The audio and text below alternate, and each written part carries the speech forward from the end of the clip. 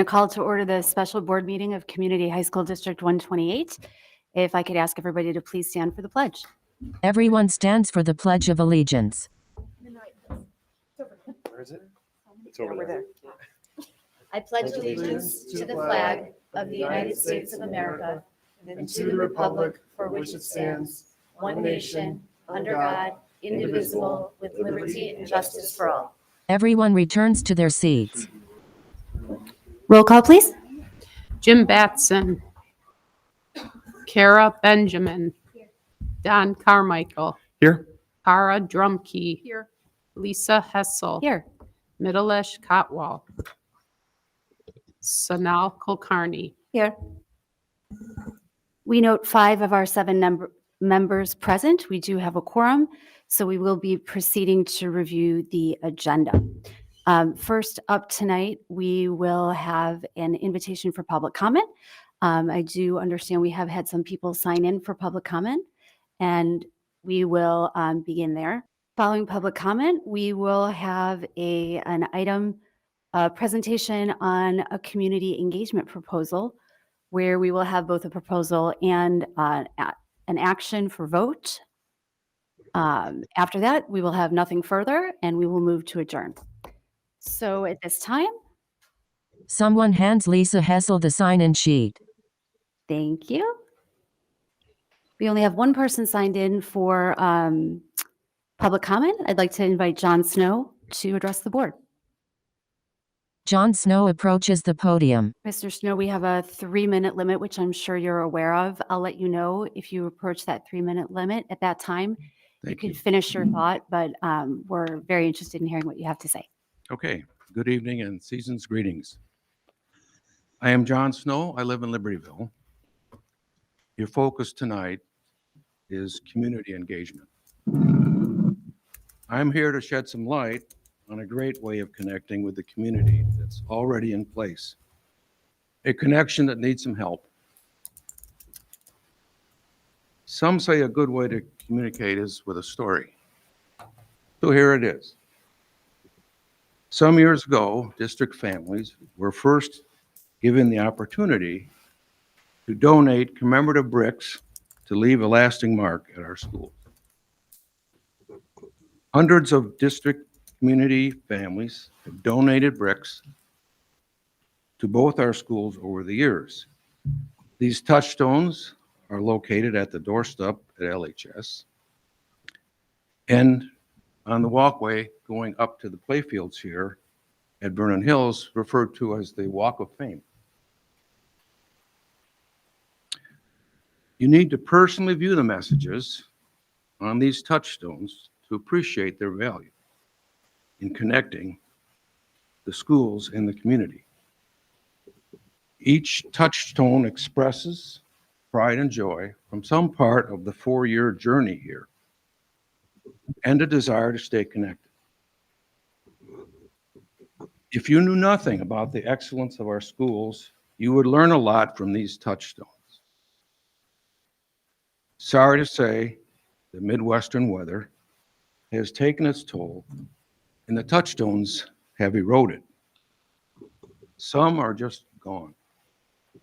Some are fading fast. The connection is becoming disconnected. Bottom line, end of story.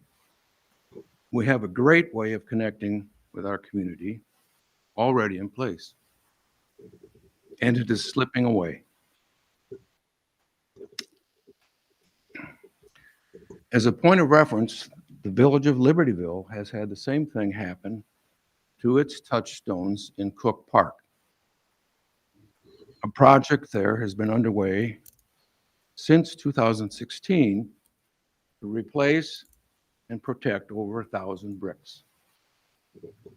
500 bricks have been replaced, 900 to go. In conclusion, I want to express my appreciation to our elected school board members. Your hard work is very much appreciated.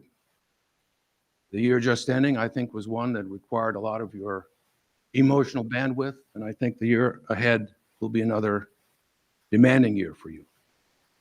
Thank you for your service. I wish you all a healthy and prosperous new year. Thank you. Lisa Hessel. Thank you, Mr. Snow. Is there anybody else wishing to address the board at this time? Pause for the public. John Hetzel approaches the podium. John Hetzel, good evening. I'm very appreciative that you all have taken the initiative to try to work with a firm to bring community engagement back into this district. I think this district has become fractured. It's pretty obvious from the last few board meetings that teachers feel a little alienated and overwhelmed. The students do, as well as the parents. You've heard from me numerous times. You've overwhelmed people in this district. You're pushing a very hard left progressive agenda. You're doing surveys consistently with people. You're not staying in the center. Your surveys aren't good data. Qualectrics is one thing. I oversaw market research for some very large sporting goods manufacturing companies in the sporting goods industry. Qualitative data is important. I'm hoping that these people here who are going to be part of that, hopefully, get more qualitative data out of the community so that they can have a better voice. There's better transparency. There's a better narrative that's being delivered. Even trying to get to the board documents here. I know how to do it, but I'll guarantee it 99.9% of the community parents don't know how to get to it. It's not easy. It might be an education thing that you do, an academic thing, but it's not easy to access. Now, Mary did release a very good email on Friday, but again, that email went out on Friday, 72 hours. And as you can see, the engagement is nothing. Like most board meetings, you don't have engagement from the community, and you don't get good results from your research and your data. And that's been said by the student council last week, the teachers union, the meeting before. What is this, the 6th public board meeting you've had in the last 35 days, if you include the 2 finance and facilities meetings? How many parents in the community can do that? I'm semi-retired. I can do that. But I guarantee you most of the families and the parents in this community can't. So what I'm hoping for with this community engagement, it helps bring back what's been missing from what I can see in this district. Because believe me, I hear from a lot of parents more than you think. When I talk to them about what's going on here, I hear a lot of feedback. I'm just bold enough to come up here and speak about it. So at this stage, I think it's important for this school district to do a better job with the community engagement, with the communication, the narrative, and the agenda that you're putting out there, because you have alienated a lot of people in this community with your policies, whether it was how long you locked the kids out of school, how long you made them wear masks, the agenda that you're pushing into the school as far as the platforms you're doing, because you have alienated a large percentage of the families and communities here, moral and religious beliefs. As we've already learned, you tackled religion the last 3 months, and that really got you in some hot water. So I truly believe that this is a good step, and I'm appreciative that you're going to do it. Now let's follow through with some things and see what we can do to improve the engagement within the community. Thank you. Lisa Hessel. Thank you, Mr. Hetzel. Would anybody else like to address the board tonight? Socrates Vela approaches the podium. Socrates Vela, Vernon Hills. So as John just said, it did take a while for me to try to open that email up. It seems like that sending this embedded thing inside an email started within the past 2 years. And it is difficult because most of us are on mobile devices, and then I don't think those are friendly sites that we can open on mobile devices. Maybe it's a lot easier to open on a PC, but so yeah, I have to attest to what he's saying. Something's been on my mind, the pandemic mandates and all that were kind of lifted in February of 2022. And it was because of a lawsuit, and some students said enough. And I know, Dr. Herman, you were brought on board to mend the bonds that were broken during that time. I'm just wondering, is there anything being planned or talked about to apologize to those kids that were treated as if they had leprosy? Weekly testing, spit testing that wasn't FDA approved, that was sent down through Springfield, was never FDA approved, didn't even have EUA. And you had people, I know my son was a freshman at the time, and it did a number on his mental health. That was 2 years ago, right? So yeah, I'm just wondering if there's any plans of somebody apologizing to these children. Some are gone, but I still remember when Mrs. Scara there took off her mask. Her face was all red. I'm pretty sure she's happy that that mask mandate was lifted. Carmichael got into a spat with the St. Louis family that evening. He was seen, videoed at some restaurant without a mask. So I understand we're not all perfect. We all struggled with it. But I think it's time to start thinking about a way to make it right for these kids. And Mrs. Drumke, I think you were the only one that sat there kind of questioning, are we doing the right thing? I think for you board members, I appreciate your time here. I know it's very difficult, but it's easy to fall into mob mentality.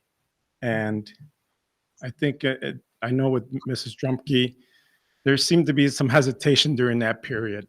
And I really would encourage that everyone, when it comes down to it, do the right thing and don't just go along with what the rest of the board members are driving.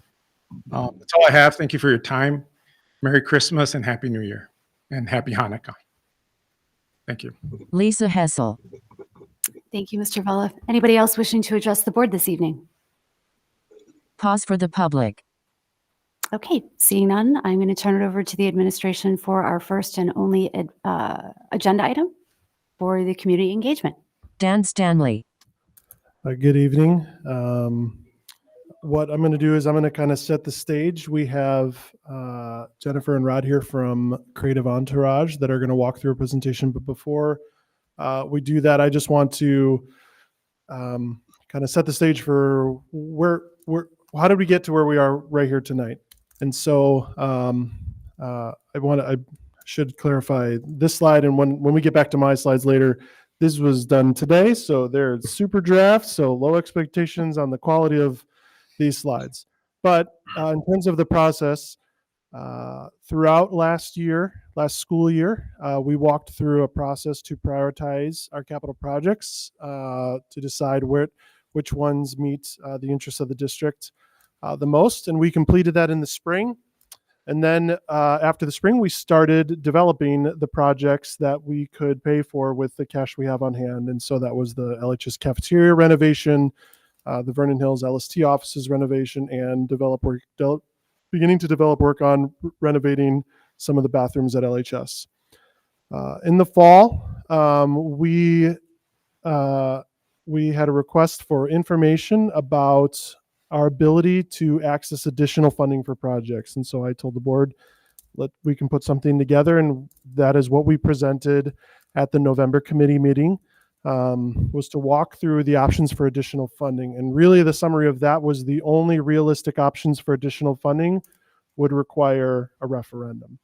And so based on that conversation, the recommended next step was to consider a community engagement firm to help you kind of through the process and through those next steps.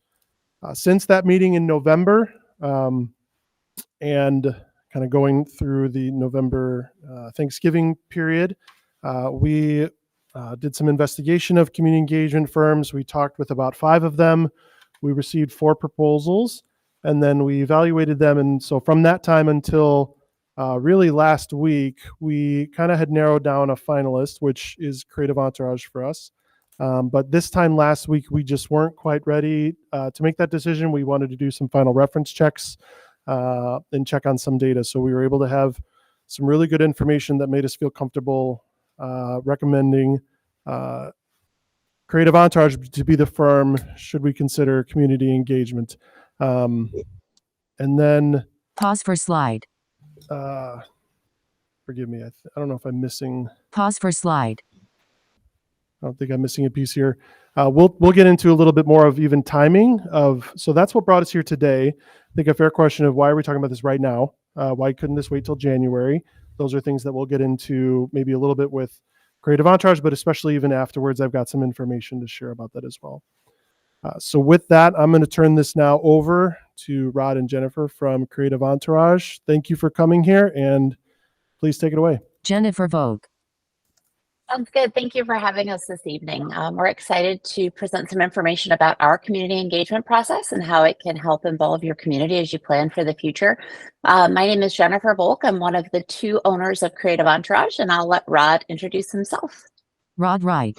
Yeah, good evening. Sorry we're not there in person. We wanted to be, but the airfare was kind of outrageous. I'm Rod Wright. I'm on staff with Creative Entourage. Before that, I was with another firm called Unicom Mark for about 35 years and delighted to be at Creative Entourage now. Jennifer Vogue. Great. So what I'd like to do, I prepared a few slides to walk through this evening that go through our process a little bit and hopefully can answer some of your questions. Pause for slide. At Creative Entourage, our goal is really to have an integrated approach to involve as many community members as we can in planning for the future. And we do this a couple different ways.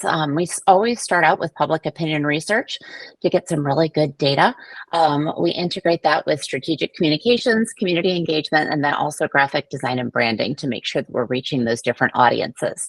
Our team has around 40 plus years of experience. Many of us really helped pioneer school community engagement back in the late 90s, early 2000s with a lot of methods that are used by different organizations even today. We are a woman-owned company and we have hundreds of winning campaigns under our belt that are all rooted in this engagement process. We've worked with school districts, universities, community colleges all over the country. I would say 90% of our business is school districts and most of them are in the Chicago area. So we're very familiar with your districts and how school funding works in Illinois and those types of things. And so a little bit about us. When we look into our community engagement process, this is really an opportunity to bring your community together to learn about the challenges and the opportunities facing your organization. A lot of you are in this every day, day in and day out, and know a lot of those details, but a lot of your community doesn't. And so what we like to do is bring them together to help develop those solutions to move things forward. What we've found through the years is that people really do want to be involved. And a lot of times they're just waiting to be asked. And so there's wisdom in crowds, there's wisdom in bringing people together and dialoguing and coming together to create what could be the best solutions for your district moving forward. When we look at how we gather that input, we have 2 separate ways of doing that. First, we look at that active participation in those engagement sessions. We would likely do open houses and building tours to allow the community a chance to come in, see your buildings firsthand, and see some of the challenges that you're facing. Also to learn more about some of these financial options you're looking at and really to learn more about the district as a whole. The second piece is public opinion research, and that gives us that really good scientific data that we can base our decisions on. What we found through the years is this really works. And if you think about one of the best classes you've maybe ever sat in or thought about a great teacher, what you've probably found is that in most cases, they're allowing you to discover that answer. And so they're presenting information, they're presenting the facts, and they're allowing you to have conversations or do things that allow you to discover those challenges or what those answers are. It's a lot more powerful than persuasion of somebody telling you how something should be and why it needs to be that way. It also really allows the public to understand and know what you're facing. What we found is that if something is confusing or people don't understand it, it's very hard for them to support that. It's a very powerful communications tool. It also helps build an army for moving forward in the future. So whether that be a volunteer base, whether that be building your key communicator network, it really helps build that sense of community that you have within your district. When we look at our process and how we walk through this and gain this community participation, I apologize. We always start off with a board charge, and I'd like to describe this as kind of your planning parameters or your guardrails. What are we wanting the community to explore through this engagement process? What direction do we want them to end in? So that would actually come from the board. That is then charged to a facilitating team. And this is a community-led team of around 20 individuals. And we'd like to find those people who maybe aren't those usual suspects and maybe aren't people that are always involved on blue ribbon committees and things like that. The key with the facilitating team is they facilitate the process. They are not a steering committee. They do not have a prescribed plan in place. Really, their goal is to engage the community and find out what the community is thinking and develop those solutions, as we mentioned. The facilitating team really facilitates the process, and then the community is involved in developing the plan and determining what will be in that final report that comes to your board.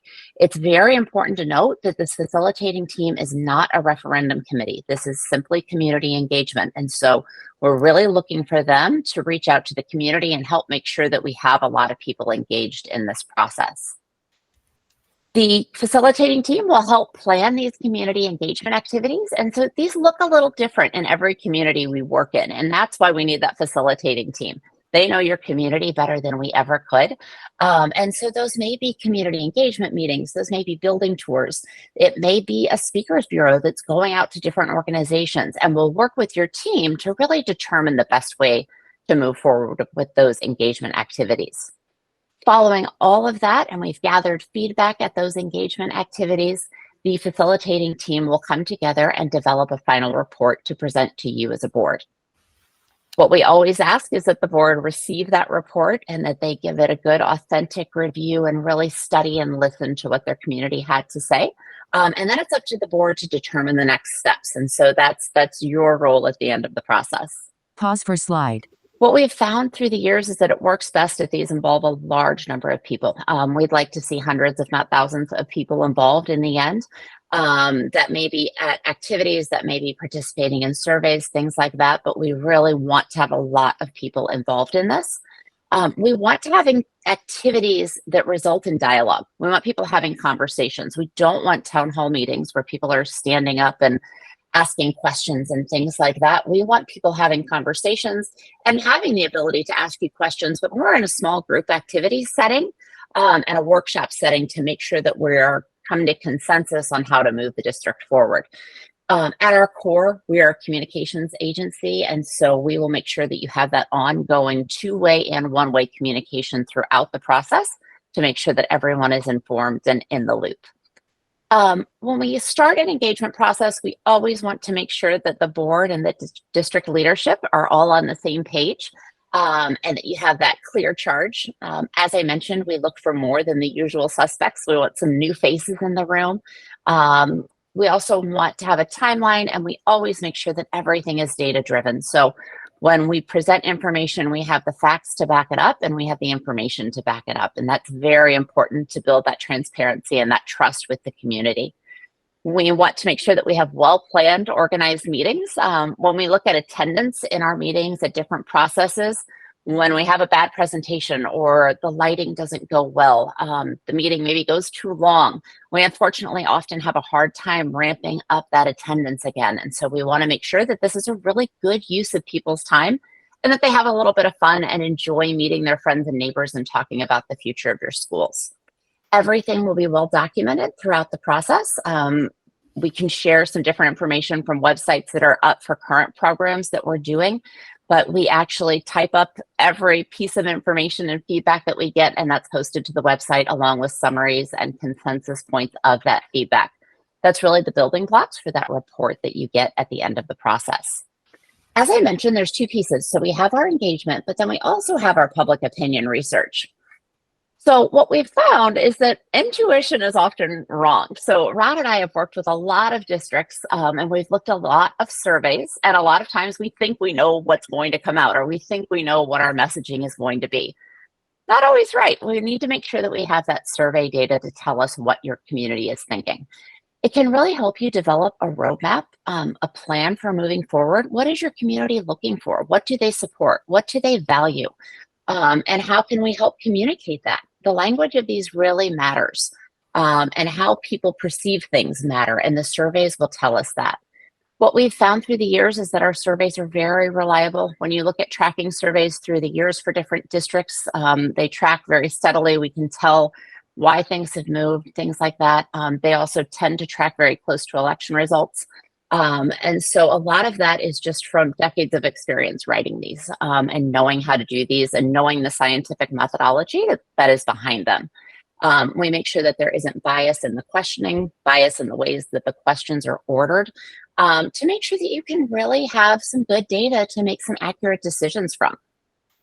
So I mentioned the language matters piece a bit. These two questions were in a survey that we did for an elementary district not too far from you, actually a few months ago.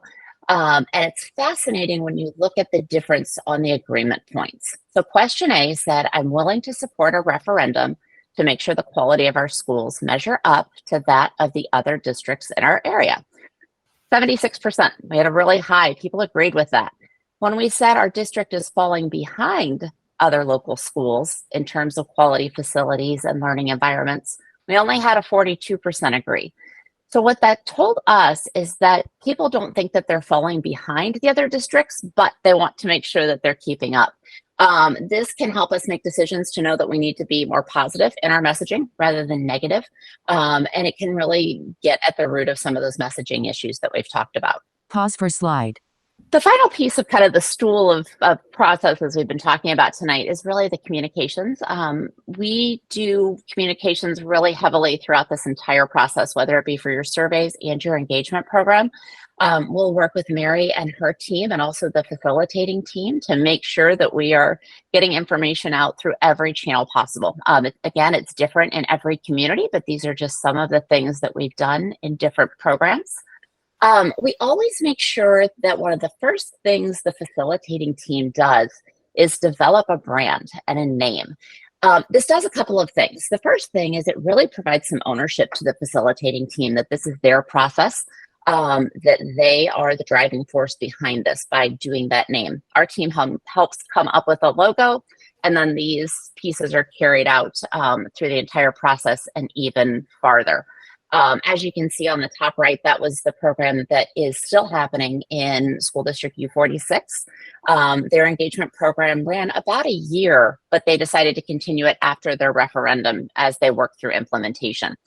Pause for slide. These are just a few of the communication samples, digital flyers. They had bookmarks that they put in the local libraries just to remind everybody about sessions and things that have been happening. We always make sure that we have digital and printed communication. We want to make sure that we're talking to everyone in your community and not just parents. And so we'll make sure that it's a very broad reaching communications program. So in the end, when this is all done, our goal is for you to have built community understanding and support for your schools. So this is an example of just some social media comments that happened after a great session that we had for the Huntley School District when we were doing some strategic planning for them. And then this photo is actually from a U46 meeting earlier this year. I think this was 2 or 3 months ago. It was the first meeting that they had of their engagement program since the bond issue had passed. And they had to talk about how are we going to start doing some redistricting and some boundary changes and things like that, which we all know are not always the most fun meetings to have. But what was great was the positivity. So at the beginning of this meeting, somebody stood up and said, I have a question, which doesn't usually happen in our meetings. We have a process for that and processes for asking questions. And so we waited and she stood up and she said, I just want to thank the board. And I want to thank them for allowing our opinions to matter and for listening to us. And she mentioned a specific case study where she had requested some bike racks be put in front of a school that's actually going to be rebuilt. And they made sure the bike racks were there within a couple of weeks. But she had been at almost every session throughout this process. And it just proves the trust and the understanding that can happen when you truly listen, truly engage your community, and then also have that transparency there. Pause for slide. In the end, you should have good internal and external unity. We want to make sure that your board, your staff, your community, that everyone is on the same page. We want to make sure you have a bulletproof plan that explains what and how you're moving your schools forward, that has the understanding of all of those groups listed above. You'll have a really strong group of committed volunteers. We have a lot of facilitating team members nationwide that now serve on school boards. They're active in their communities. In some cases, they take on the referendum committee and help build that piece, which is a completely separate volunteer-led effort. And most importantly, you'll have the public permission that you need for meaningful change to happen in your district. This is something that tends to carry districts beyond just this initial phase of the process. We've seen it support districts for years to come. So Pause for slide. in the end, what we've found is that none of us is as smart as all of us together. And your community really has the capacity to come up with some great solutions when they have the information. So Rod and I are here to answer any questions you might have. and go from there. And as we open it up for questions, since our very kind facilitators who are joining us tonight don't know us, I would just ask if you identify yourself as you ask your question. Pause for discussion and questions. Kara Benjamin. I somewhat know the answer to this question already, but I want to ask it because if I were a member of the public, this is what I would want to know. And so my brain is kind of going there. Oh, I'm sorry. I'm Kara Benjamin, by the way. Great to meet you. Thank you for being here. Why can't this better be handled in-house by professionals in our district? Rod Wright. We're not saying that you can't handle it in-house. I guess the answer to that is like everything else, the more you do community engagement and genuine community engagement, the more you're not going to make mistakes doing it, and mistakes that can harm the program, both in terms of overall participation and also in using methods that drive consensus. I'd like to tell you that in the years that we have done this, that we've made no mistakes, but a lot of what you saw tonight is a result of making mistakes in the process, and we've learned from that. When we started doing community engagement, there was literally no other firm in the Midwest doing it, much less in the country, and we were kind of making it up as we went.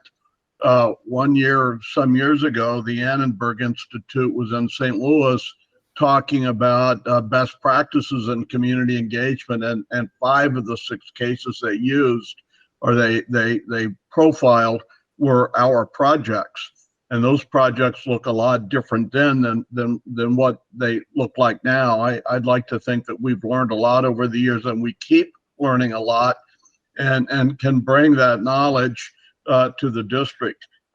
People in the district going to work hard. Dan Burns that used to work with us and help put together our program would tell our clients, we're going to work really hard. You're probably going to think you're going to work harder. And the other answer is that most communication programs in a school district aren't really ramped up to take on this big of a project without getting help.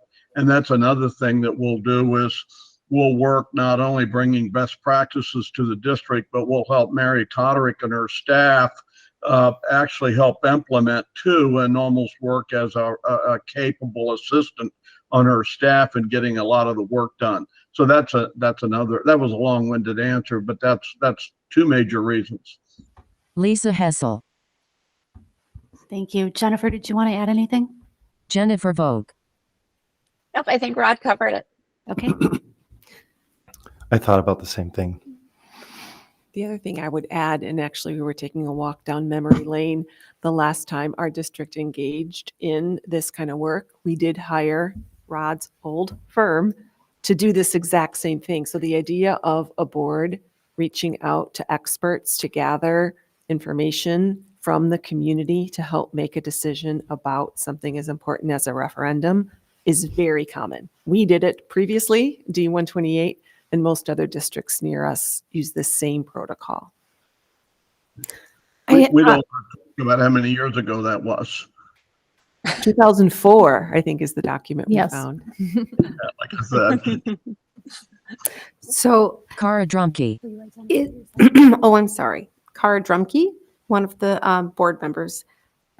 I know that our partnership would be somewhat referendum driven, but do you find that the information that you get through the process is valuable even outside of just determining if you're going to be doing a referendum or not? I mean, I have to be honest, I didn't think just from reading the project or reading our packet and our board that the information that we would get was be on a larger scale in the form of how we are engaging with community in general outside of a referendum. So how much of this do you find in your experience to be helpful to a district outside of determining whether you're going to put a referendum on the ballot or not? Jennifer Vogue.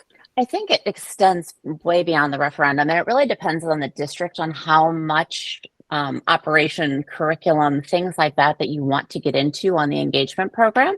But we've had districts come out of these with full strategic plans or full long range plans that definitely go beyond just facilities and beyond referendums. And so I think it depends on working with you as a board and determining what information you're looking for to help carry you through the next 5, 10, 15 years, depending on what those strategic goals are.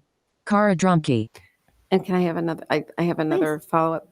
How important do you think it is to have a general consensus among faculty, staff, admin, when you are initiating kind of a relationship like this? Jennifer Vogue.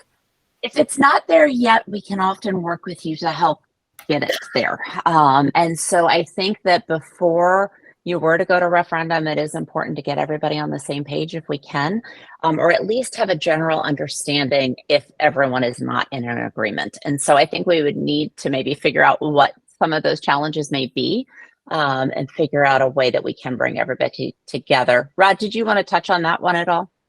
Well, I was going to say, if this goes to referendum and we make no assumptions up front that the community consensus is going to result in that. On the other hand, in the board chart, you can identify that as a goal. That all has to do with how the board charge to the process. Sometimes it's pretty open-ended. Sometimes the board chart specifically says the board wants to go to referendum to address facility challenges, and your job is to prioritize and look at the needs we have and come back to us. That's all part of the charge. But if it does go to referendum, let me go back to that. There's no question that internal unity is essential. There's an old expression in elections for school districts: they're won from the inside out. And if you're not united internally, it's awfully hard for that.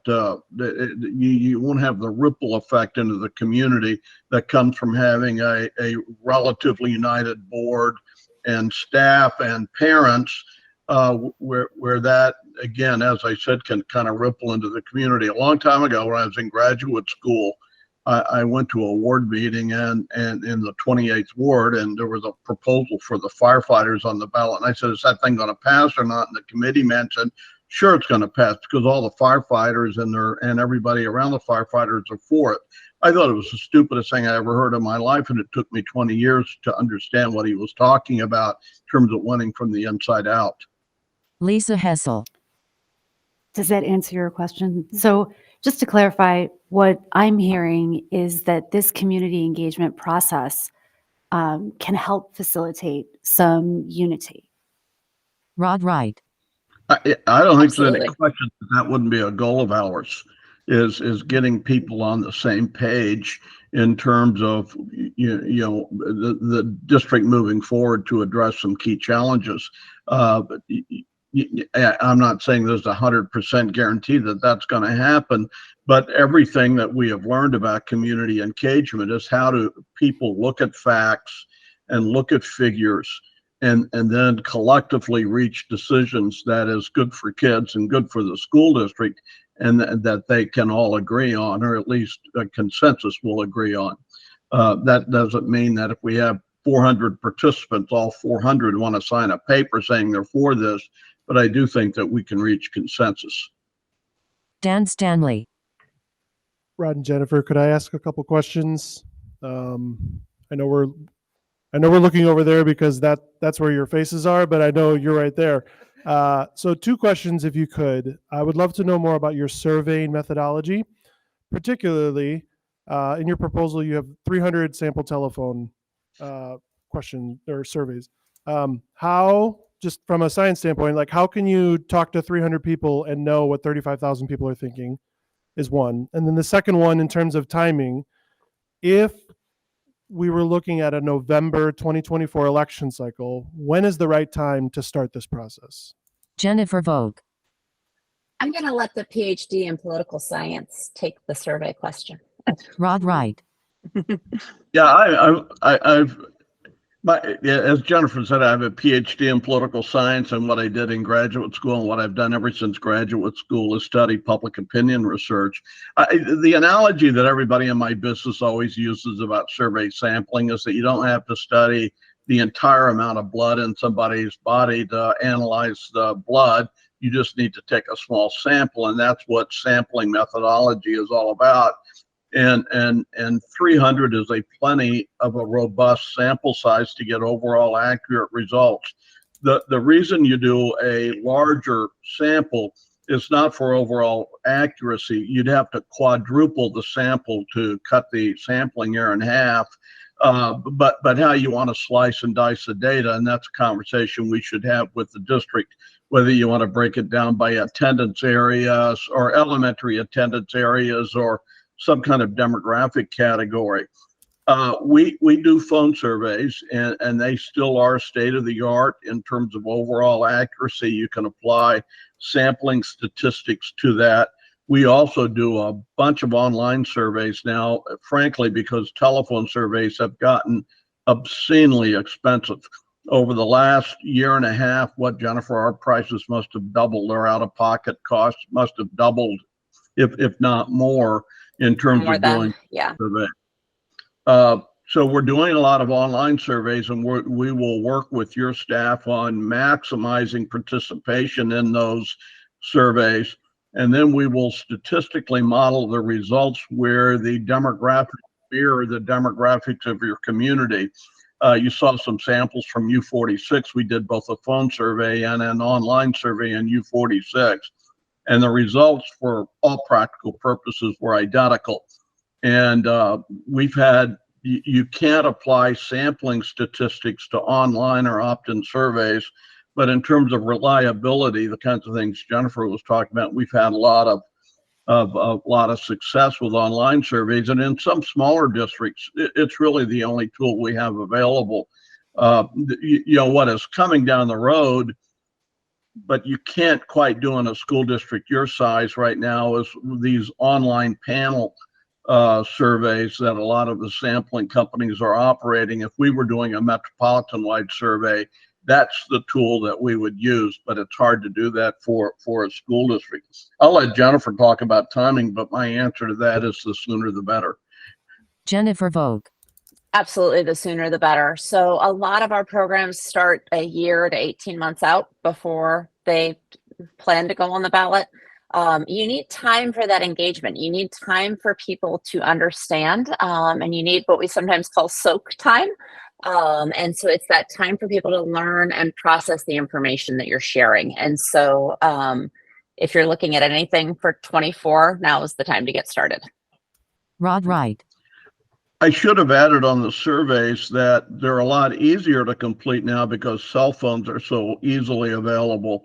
But the ratio between cell phones and landlines is one of several reasons why interviewing costs have exploded. Unlike with a landline that can be auto-dialed by the interviewing firm, computer-assisted telephone interviewing method technology, cell phones today still have to be hand dialed, and that just simply takes time to hand dial those numbers, and that's one of the things that's driving up the cost. We just did a survey in Western Missouri, and I think the ratio between cell phones and landlines was 70-30 or maybe 80-20. Well, with cell phones, we dialed it, drove the cost way up. Lisa Hessel. This is Lisa Hessel. I have a question just to clarify the goal of determining if a referendum is appropriate for the November 2024 election is because the voter turnout is so much higher than it would be for a midterm election. Is that correct? Rod Wright. Go ahead. Was that a question to us? Yes. Rod Wright. If you go back and look at the pass rate of bond proposals or rate increase elections, and it's my understanding you're looking at that debt service extension as a possibility, which is kind of an unusual election to have. But if you look at it overall, turnout in November elections tends to be good for school districts. kind of the highest pass rate is in November. That's kind of followed by the March primaries that you have with the lowest pass rate by far, actually, in those April kind of odd numbered year elections. The point I want to make about that, though, is that with the pandemic, the N, or the number of elections that we're looking at recently, is pretty darn small. There wasn't a heck of a lot on the ballot for 2 or 3 years during the pandemic, and it looks like a lot of school districts are kind of looking at ballot proposals right now. I could go into a lot of details why November and high turnout elections tend to work better. But a lot of it has to do with the demographics of people who don't vote in low turnout elections versus those who do vote in low turnout elections. And kind of the simple story about that is that turnout in really low turnout elections look like a lot of people like me and my female counterparts who, once they get my age, become pretty tax resistant. Lisa Hessel. Thank you. What other questions do we have?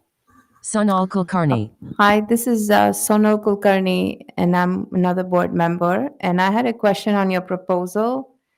Does the cost change depending on the scope of work involved? I think the scope of work involved here was an example, helping us get to the answer of should something be on a ballot or not versus help us define a strategic plan. If those were kind of two ideas out there, would the cost here be different or the same? Jennifer Vogue. They tend to be pretty similar.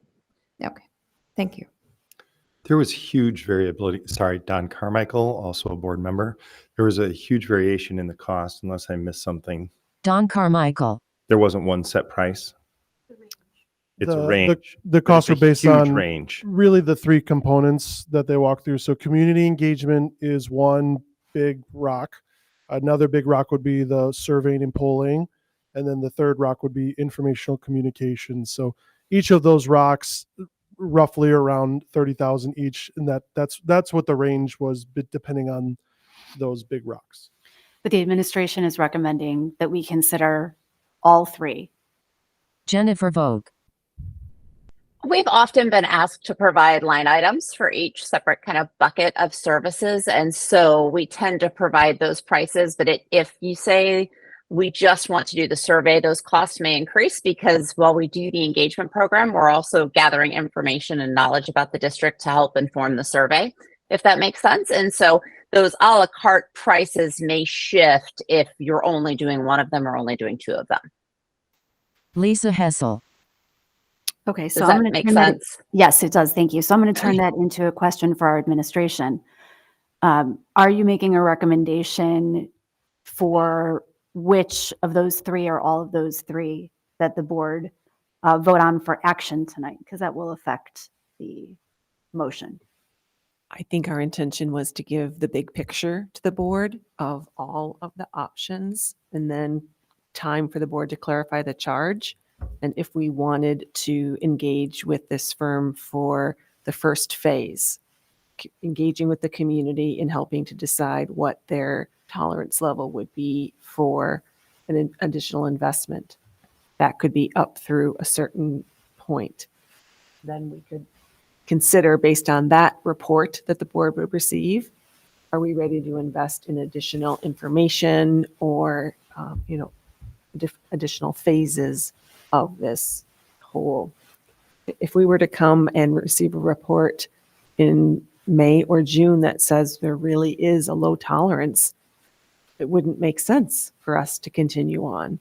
So I guess I see this, we presented the whole protocol. What is our approach? What is our comfort level with engagement through the first report, seeing what that is, making a second decision, and then again, seeing how that goes, and then what might be, because once the board would consider adopting it and putting it on the referendum, then it switches to a vote yes, and we can't do very much. So our two phases would be the spring and the summer, and then the board sort of takes a yes, please vote, but we can't do any vote yes or any kind of additional education campaigns beyond what we did up until you put it on the referendum. So these would be incremental votes, right? We will meet several times to determine how far in the process we need to go. Because as you said, if we're in that first stage and we make the investment to get through that first stage and it yields results that are unfavorable for us to continue, then we may realize that investing further in more research is just really not worth it at this time. Okay. But do So we what does lose the motion look like? benefit of, do we lose the benefit of these peripheral benefits? Kara Drumkey. If we are doing it incrementally, are we doing it referendum determinative? Or how do, I mean, I can get behind at this point, not get behind, but I didn't understand that we would be getting other beneficial information that I think the district needs. But if we're being pigeonholed to say we are, really our goal is a DSEB or a referendum, do we still get the do we get that beneficial information even if it does come back to us that our community just has no tolerance yet for a referendum? Momentary pause. But how we are engaging with our community and how they are feeling about our district. Are we getting that beneficial information just from having the community engagement portion? Dr. Denise Herman. I'm going to ask for our guests to answer that also, but I think that Momentary pause. anytime we have opportunities to hear from our community, we're going to learn more than we anticipated, even if an outcome was for them to understand some of the things the board now understands about the need for enhanced science labs at Libertyville High School, that they're 50 years old and this and that. I think that the community understanding our needs is going to be one really important part of this process. And then them having the opportunity to say, well, we have them in a certain order. I guess we would need to be ready for the community to say, well, we think this is more important. I think that goes to the buy-in that they would be talking about. So in terms of the charge that the board would give to that community leadership group, I think however much we empower that group really would determine sort of the breadth of ways the community could let us know what they're feeling about not just physical facilities, because that's one way we can invest. Like, that's a barrier we're facing right now in terms of improving education, is the physical constraints that we have to invest in our site. And I think that's why we're going to the community to ask for this. If we think there's opportunities to gain feedback on related questions, I think we would be open to receiving feedback like that from the community. Momentary pause. I think if it's so open that you, however, say, tell us anything you want about the district, then we start to get unuseful feedback. So I don't think it would be I think it would be, here's what we've identified as needs. Do you see these as needs? What other needs do you see? That's the kind of scope I would imagine us asking for a facilitation team to take on. I want to clarify one thing. When you said multiple phases, I think, is that the word you used, Denise? I'm not sure. But does that mean we would, an example of this proposal, first do community engagement, see if it's a hard no or there's an openness to do more, and then we would go down the path of informal communications? Are you thinking of phasing in that way, or? I think they are integrated, but from earlier conversations with Jennifer and Rob, they also talked about there are multiple decision points. It's not just full steam ahead from now till August, which would be the deadline by which the board would need to make the decision about the ballot or not. Jennifer, maybe you can help just sort of talk about different checkpoints that the board would have along the way. Right. And so I think we would need to sit down and figure out the best timing for the survey. That's different in every district. And so I don't think we know exactly when we would want to get your survey into the field. The engagement, we would want to start right away, January, February, and get that rolling with that report coming to the board by around June 1 or no later, so that you have time to make decisions. And so you would have that engagement information then. What we did recently in a contract with a client is there's basically, I don't want to call it an out clause, but if the board decides that this is not the right time to move forward, and so they've gotten the community feedback and they've decided, you know what, we're not going to move forward with the ballot initiative at this time. In our contract, we have a clause to basically exit the contract early if that is the outcome. And so we will be happy to negotiate that when we work on the contract too. Rod Wright. Yeah, I think it's important that when we submitted our proposal, we were given a lot of background information about the district's work on creating a facility improvement program. And we were thinking about, how do you get from where we are now, A, to B, which is, the ability or the capacity to implement that plan with some community input. We put together a proposal that was kind of, this is what we think you need to do from where we are now to where you want to be at the end of the process. As Jennifer said, we may get into this program, we may do the engagement, we may do the research, and what we're hearing back said it ain't going to happen in November.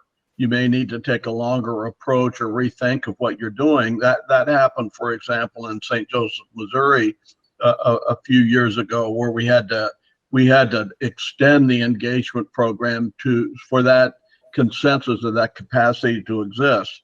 And as Jennifer said, while our proposal gets you from A to where you want to be, if we get to the middle of the summer and it's clear that we need to rethink this a little bit, we certainly have an opt-out in the agreement where the district can decide, and we would certainly recommend that also, that a different kind of approach might be needed, or a longer approach might be needed.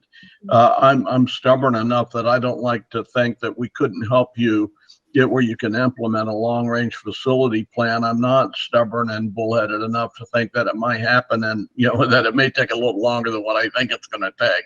Lisa Hessel. And if I note in the proposal, these three things are not linear. The three different phases that are listed in the proposal, I think there's very clearly bullets in each one that would need to be implemented concurrently. In fact, I think there's a line in the proposal. Momentary pause. Oh, for the best results possible, these activities must be done in conjunction with each other. So I would have a hard time pulling out which pieces of each of these three phases we would Momentary pause. not start with. So I would be more comfortable if we moved forward with all three phases of the engagement now and had the eject button if the community clearly said that there was no capacity for facilities improvement beyond what we have allocated currently. Don Carmichael. So authorizing the full amount now with the opt-out in June Or yes, or wherever. yes. Jennifer Vogue.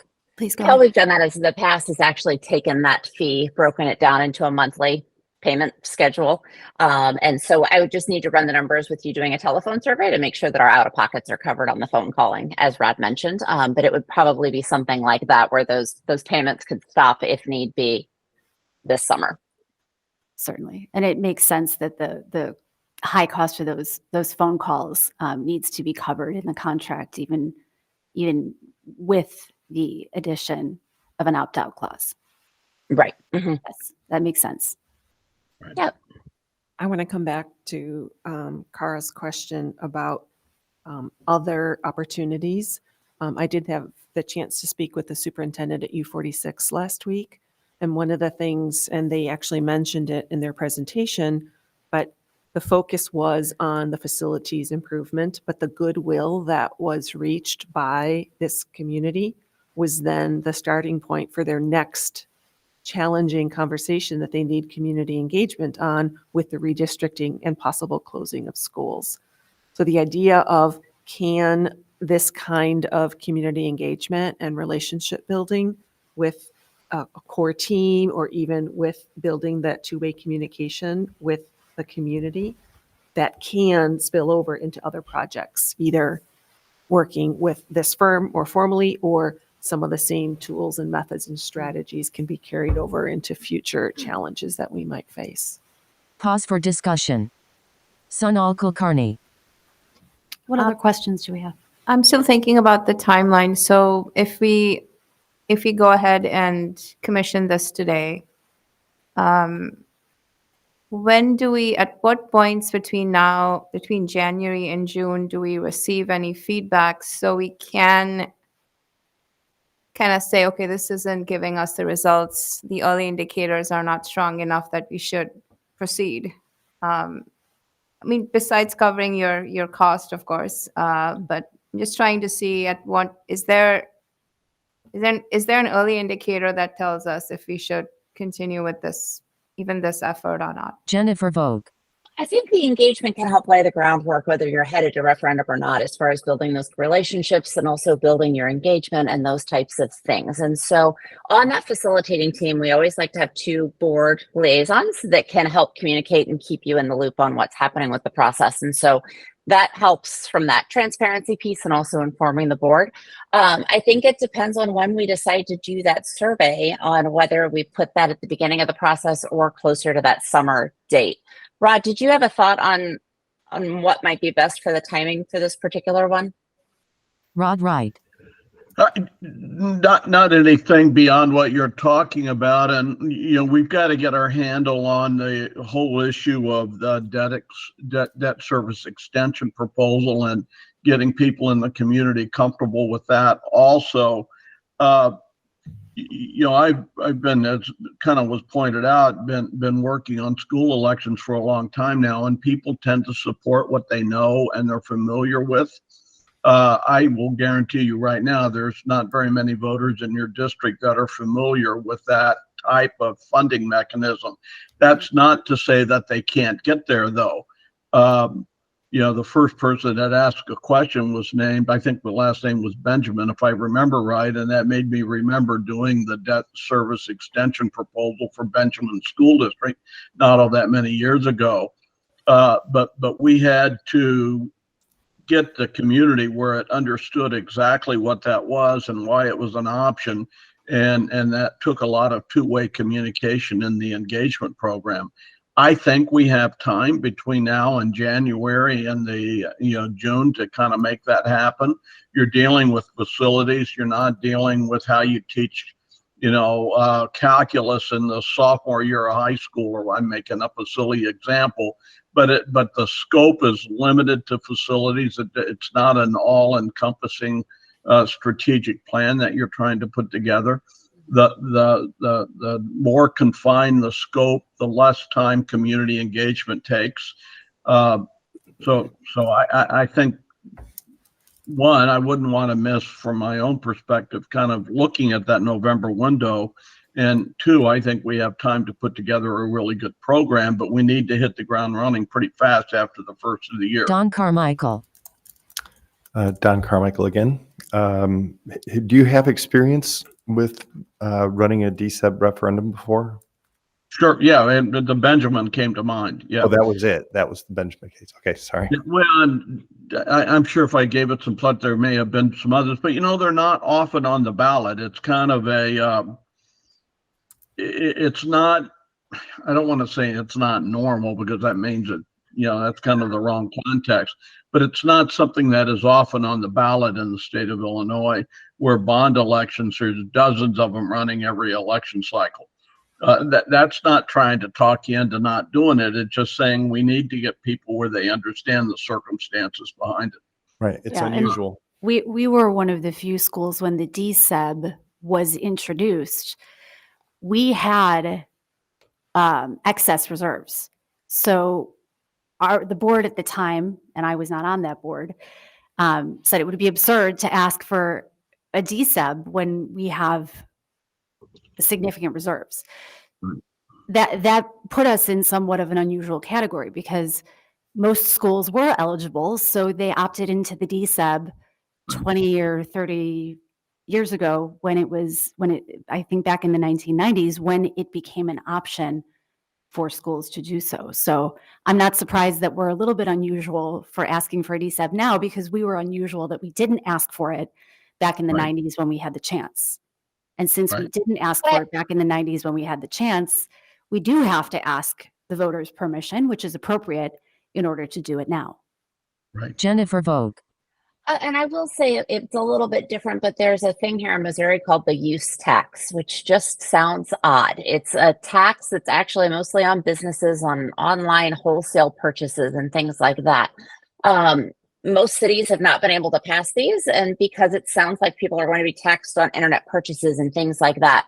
Through our survey research and through engagement programs we've done based on those use taxes, we've been successful at quite a few of them at this point. And so I think that this DSEP may be similar in that regard, where it's not something that people are familiar with, but I think that the techniques and the tools we've talked about tonight can help educate people and allow them to understand it. Right. Dr. Denise Herman. I'm curious if you could, from other districts that you've worked with, what we can expect from community engagement or maybe community skepticism, because obviously we want to go into this and we're seeing it as an opportunity to build positive two-way communication.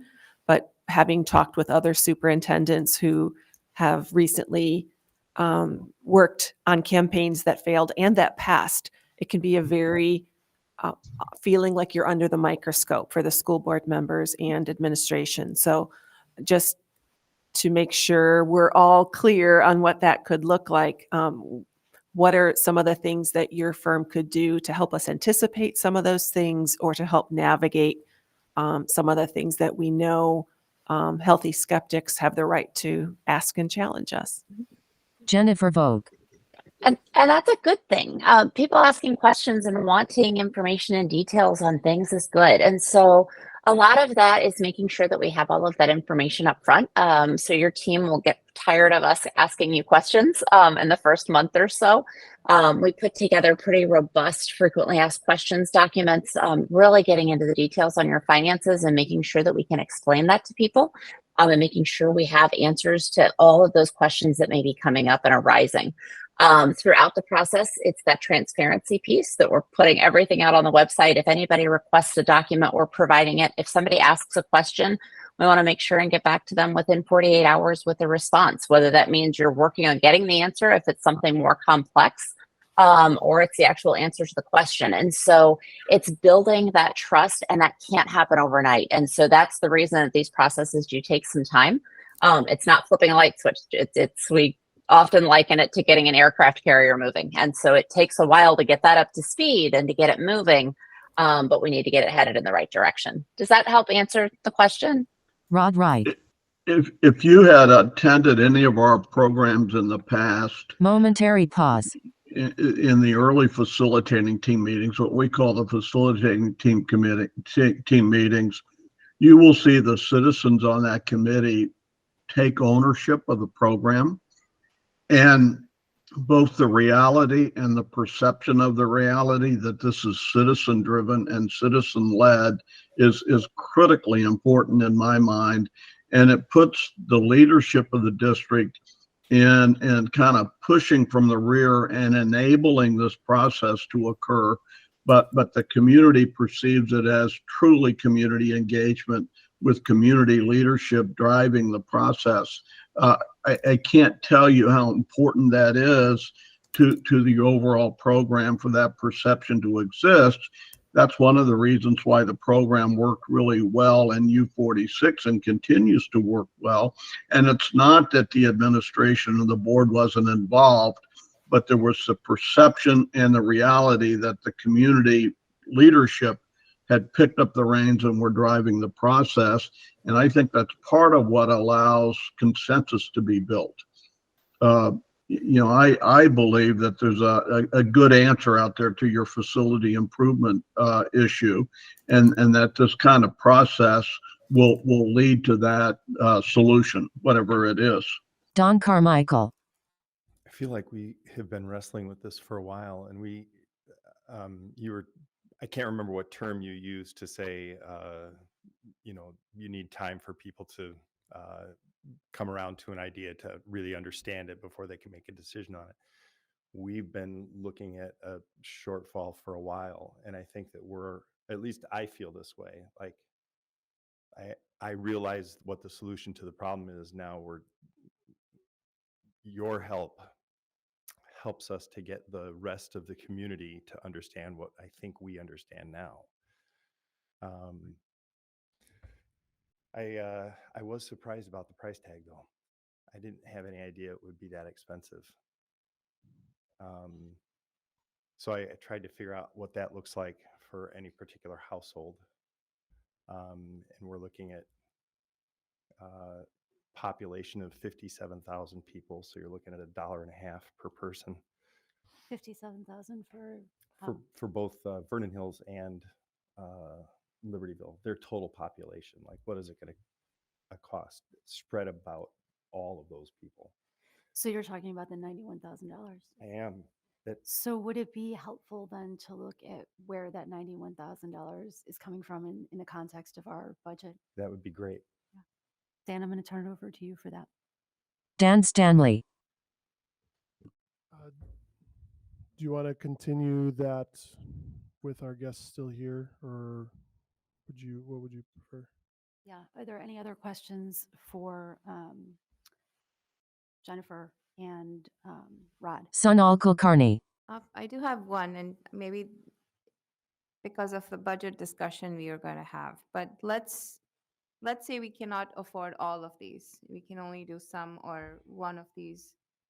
Which one would you recommend of the three? Rod Wright.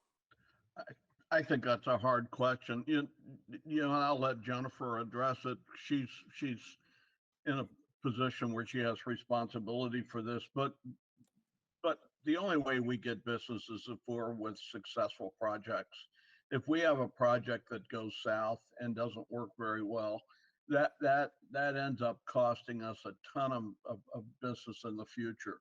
So we have to be successful as a firm, and we put together proposals that help enable that success. There's that great game that my kids used to play where they had the stack of logs and you pull a log out, and before long the whole thing would fall. That's kind of how communications work. You start pulling logs out, before long the whole thing collapses. So we put together a program that we think will create the capacity for the district to be successful. And I, for one, and I'll let Jennifer talk, she's the boss, but I would be hesitant to cut anything out of that, for fear that it not only would lead to lack of success for your district, but selfishly, the same thing would happen to us. And I do a lot of our business development. I want to be able to go all over the Chicago metropolitan area and talk about a successful case with District 128, much like we did with U46 tonight, rather than something that didn't work because, we got cheap and cut elements out of the program. Jennifer Vogue. Thank you. No, I would echo, and also just looking at our workload and projects coming in, we're really at the point where we kind of need to do everything, like those three pieces, to have things be successful in the end. We do have some clients that do yearly public opinion surveys with us just for tracking purposes and things like that for their strategic plans and for their long range planning.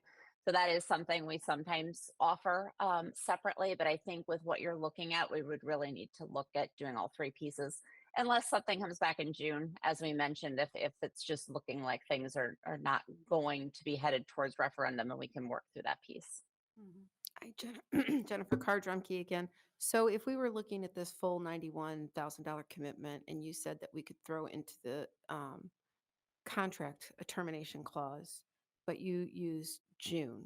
So at a minimum, we are 6 months in of a night. So it's going to cost the district $45,000 in a minimum in June, regardless of whether it's moved forward or not. Jennifer Vogue. And it may be higher than that because of the phoning. Jennifer Vogue. Right. That's the caveat on the out of pocket, just our costs on that phoning. So that's why I would love to be able to say, here's what it would be if we did that in June, but I need to run some numbers. And if we miss the November 24 window, Cara Drumke. our next best is 2026 midterms. Well, there's the April Which you said were 2020 elections. pretty And unsuccessful in April, right? Rod Wright. Yeah, there's an April 25 election, and then there'll be March and November in 2026. So if we miss the November 24, our next best case scenario outside of waiting to 28 would be 26. We actually, if you don't mind me interrupting, we have a unique situation in which that might actually be a pretty active time in local politics, even just given our board status.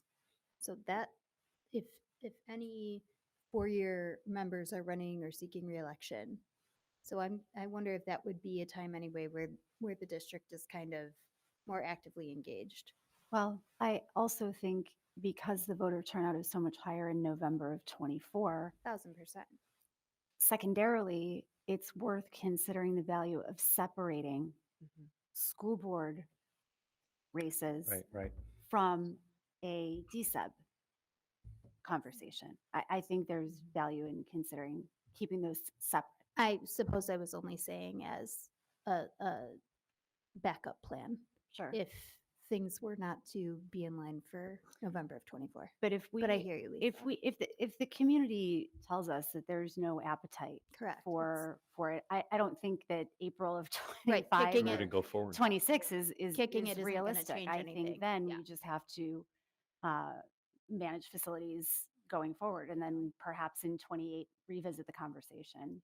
But I wouldn't see the wisdom in revisiting it right away if we get enough clarity that we're not going to continue moving forward Yeah, no, I with wasn't the thinking that. community engagement. I was thinking more of pushing it back if we missed the November.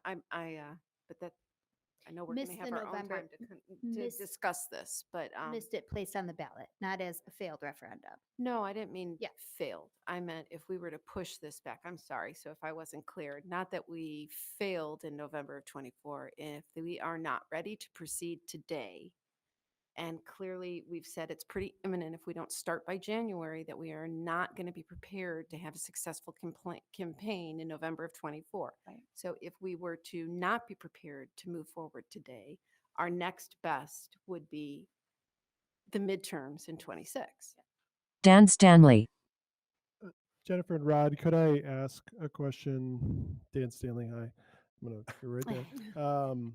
Could you speak to kind of the question of what sounds like is, say we develop this process and we start to realize the feedback from the community is somewhat of a no. How do you distinguish between it's a no period versus a not yet? Or the community needs more time to understand or whatever? How do you discern between those? Because I'm more curious, like how often do you begin an engagement, get into it after a few months and realize like this isn't going anywhere? Rod Wright. Yeah, I think the way we figure that out is from survey research and seeing one, how close we are and how much of an understanding there might be of some complex issues that have arisen. Let me go back to U46 again. One of the complicated issues in their facility planning was going from K6s to K5s with 6, 8 middle schools. They had 7, 8 middle schools. There was a possibility that the engagement program maybe had not operated long enough where people understood the advantages of 6, 8 middle school versus 7, 8 middle schools, and that we may have had to take a little bit longer to kind of have that discussion where people could kind of move where the educational community was on that issue. Turned out from the survey, we were fine with that. One of the issues that the new engagement program or the continued engagement program is dealing with in U46 is going to a true middle school concept, and that's part of what's driving having to redo the elementary attendance areas, because the enrollment for the K5s is obviously less than what K6 enrollment would have been. So we'll learn a lot from the survey. If you go back and look at the tally that the Illinois School Boards Association does of certain kind of elections, I made reference to this earlier, there's some things that you will learn. One, the off-cycle odd year elections in April. tend to have a pass rate lower than the elections on the even numbered years. The other thing that you would learn is that bond proposals pass at a much higher rate than do rate increase elections. But the School Board Association breaks it down by every kind of category of election that you can imagine, including the countywide sales tax proposals that get run downstate. My experience has been that people kind of get facilities. And so it's somewhat, I don't want to say easier, but the engagement programs that flesh out a facility improvement program tend to be a little easier to reach consensus on than when you're talking about a rate increase that may be needed for salaries or supplies or because your health insurance has gone through the roof or whatever. And I think that's one reason why bond proposals tend to pass at a higher rate than rate increases, because people sort of get they need to take care of their buildings. One of the things we'll talk to them about is what those buildings represent as a community investment in facilities. In other words, what's the replacement cost of your two high schools?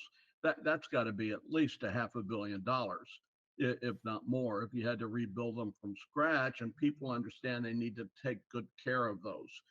So from my perspective, facilities are a lot more tangible. People can walk through them, they can see conditions, they understand roofs and plumbing and air conditioning and electrical outlets and all the things that we'll be talking about, safety and security also. So that again is a kind of a long-winded response, but I think that the expectation is, for my part, is that we can reach consensus on what that long-term facility improvement plan looks like. If it takes longer, it takes longer. I mean, we have we have experience, but we don't have any preconceptions in terms of specific school districts. Jennifer Vogt.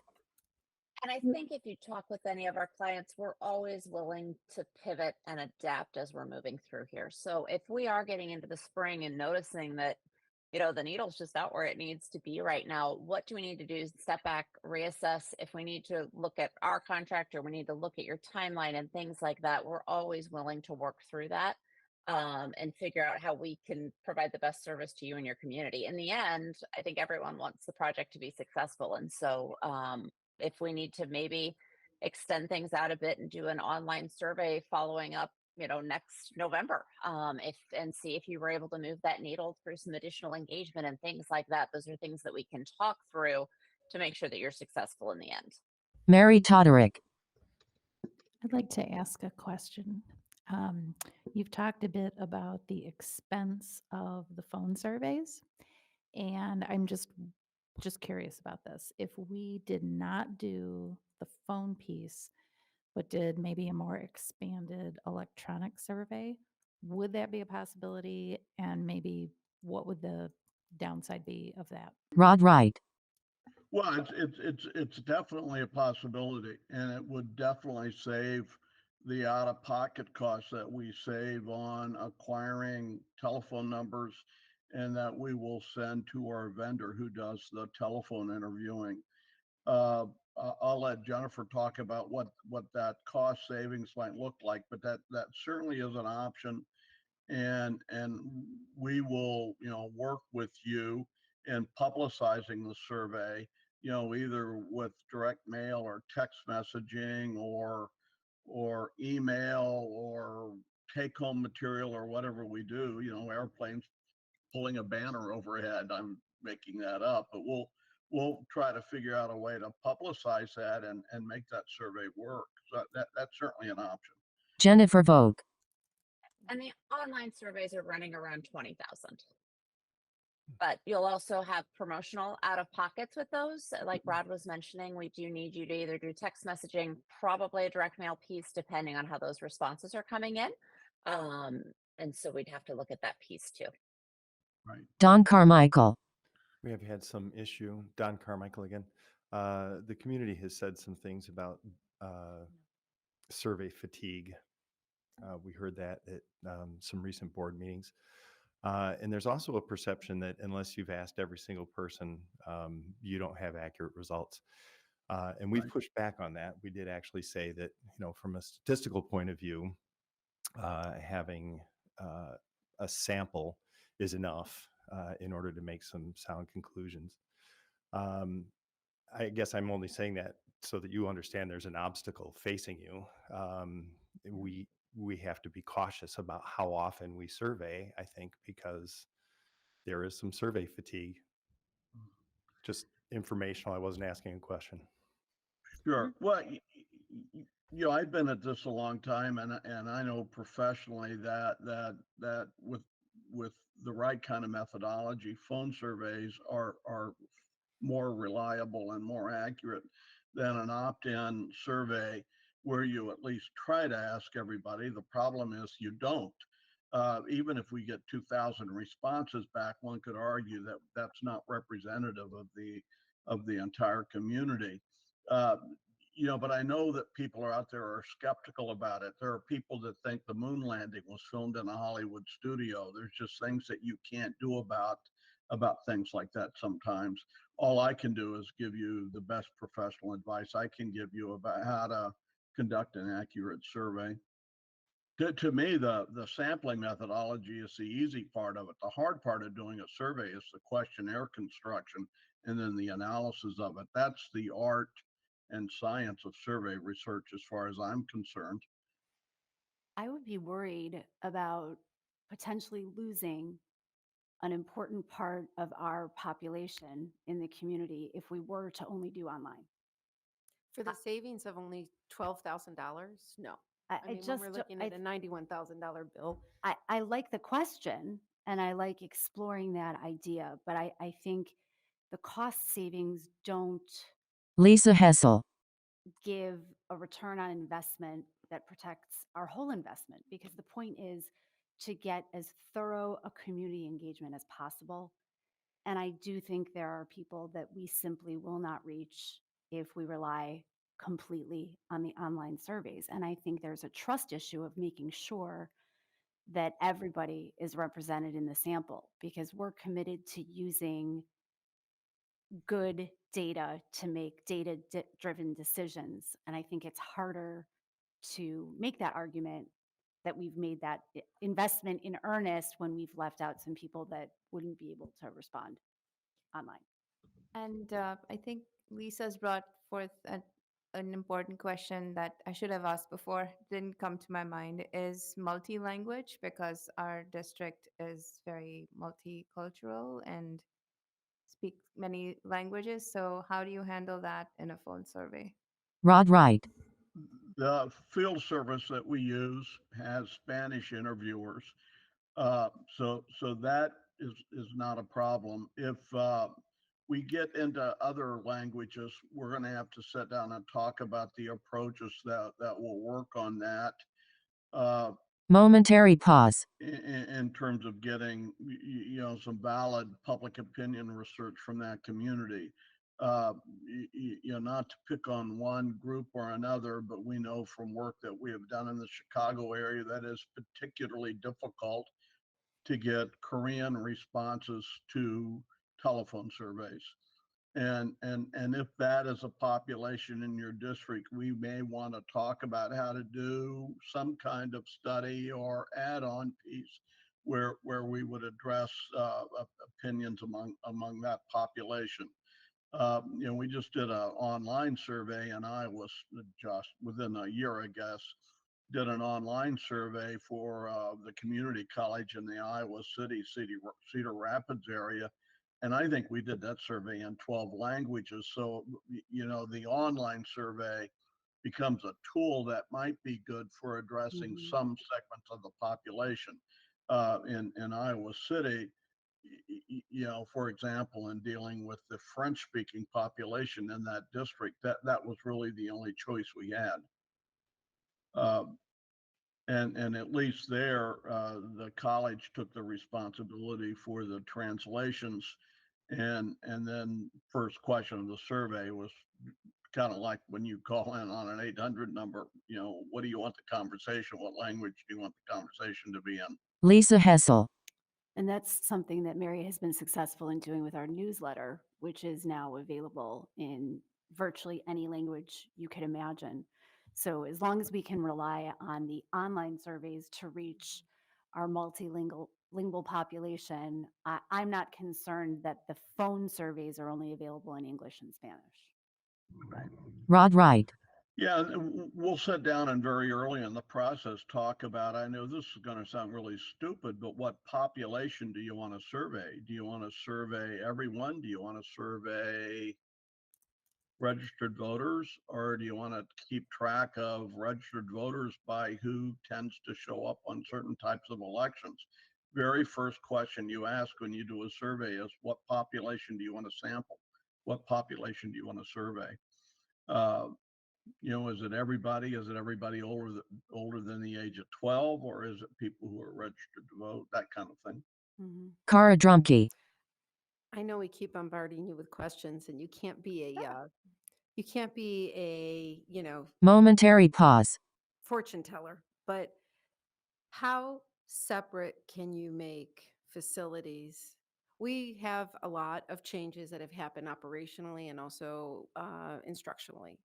So how much does some of that interfere with you focusing on this is capital improvement facility? This isn't about grading or scheduling or anything.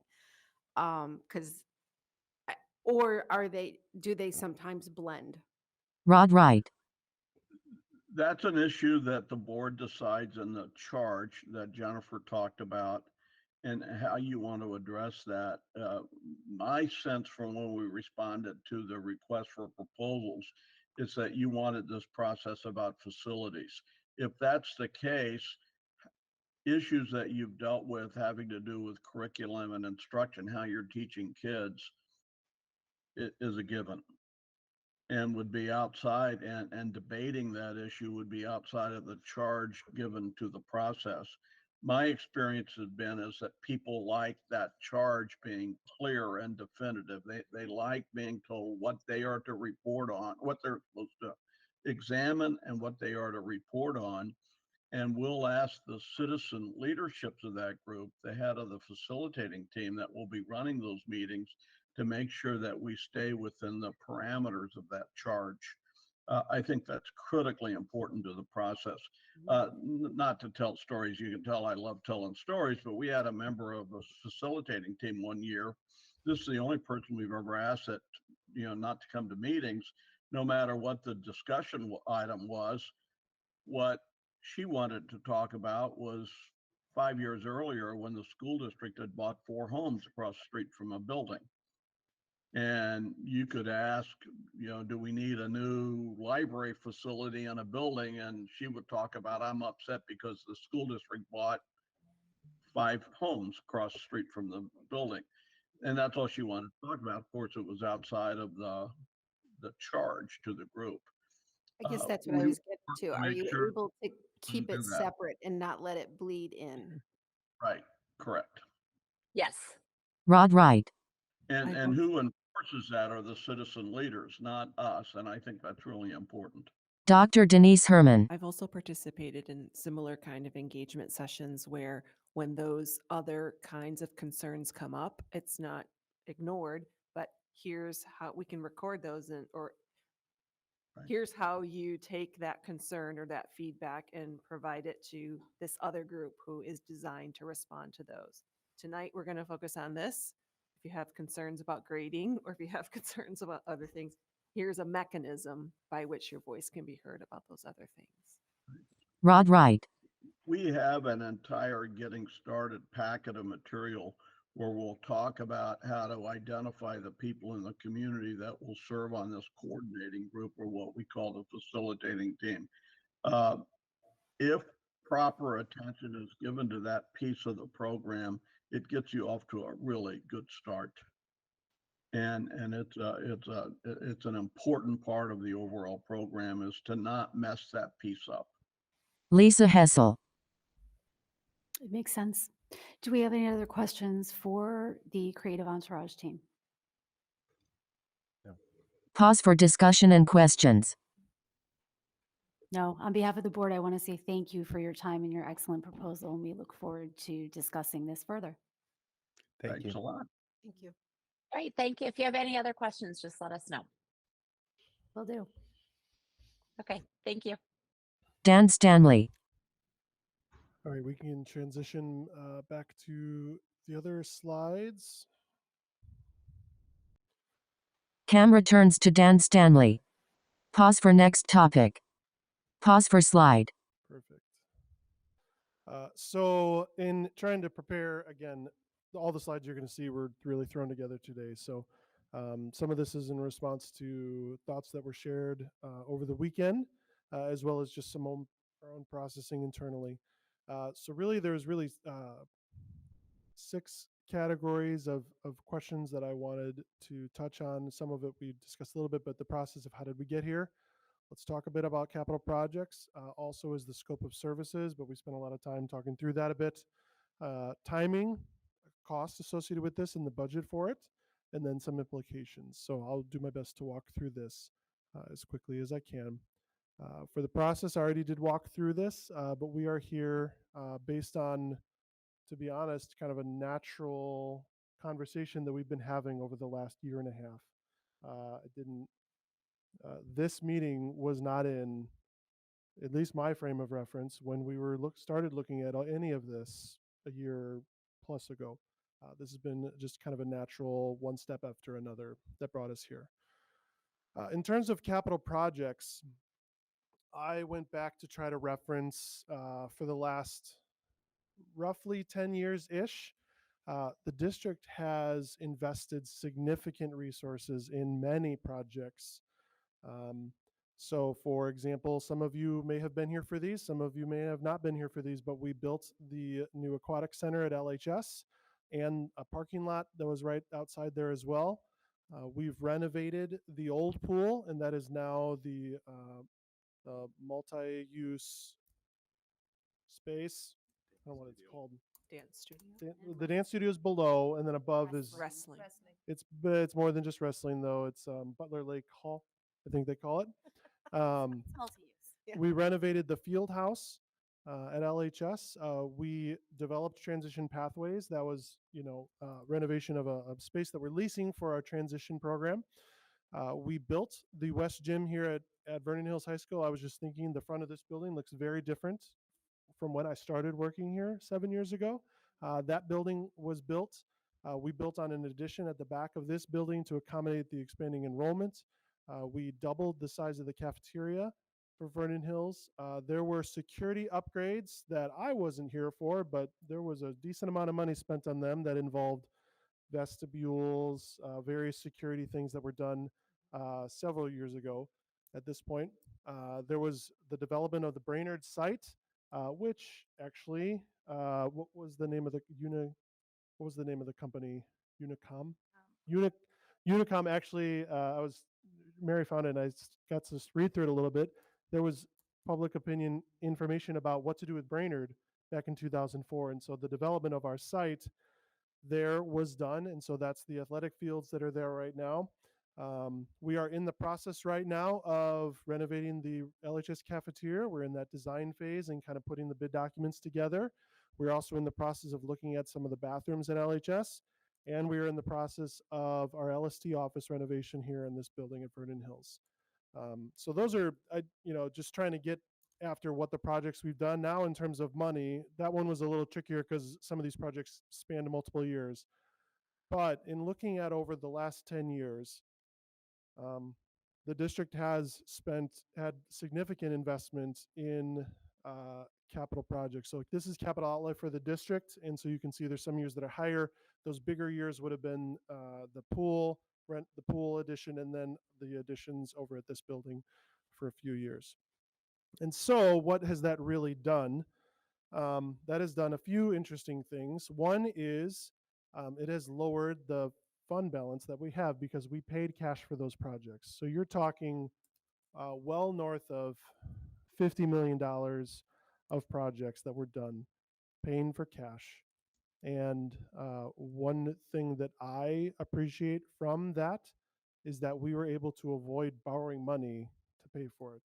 Whenever you borrow money, you have to pay interest. We were able to avoid tens of millions of dollars of interest to do those projects. And you can see, so this chart shows the trajectory of our fund balance. Oops, hey, can you go back? Can you refresh, like go in and redo it? Pause for slide.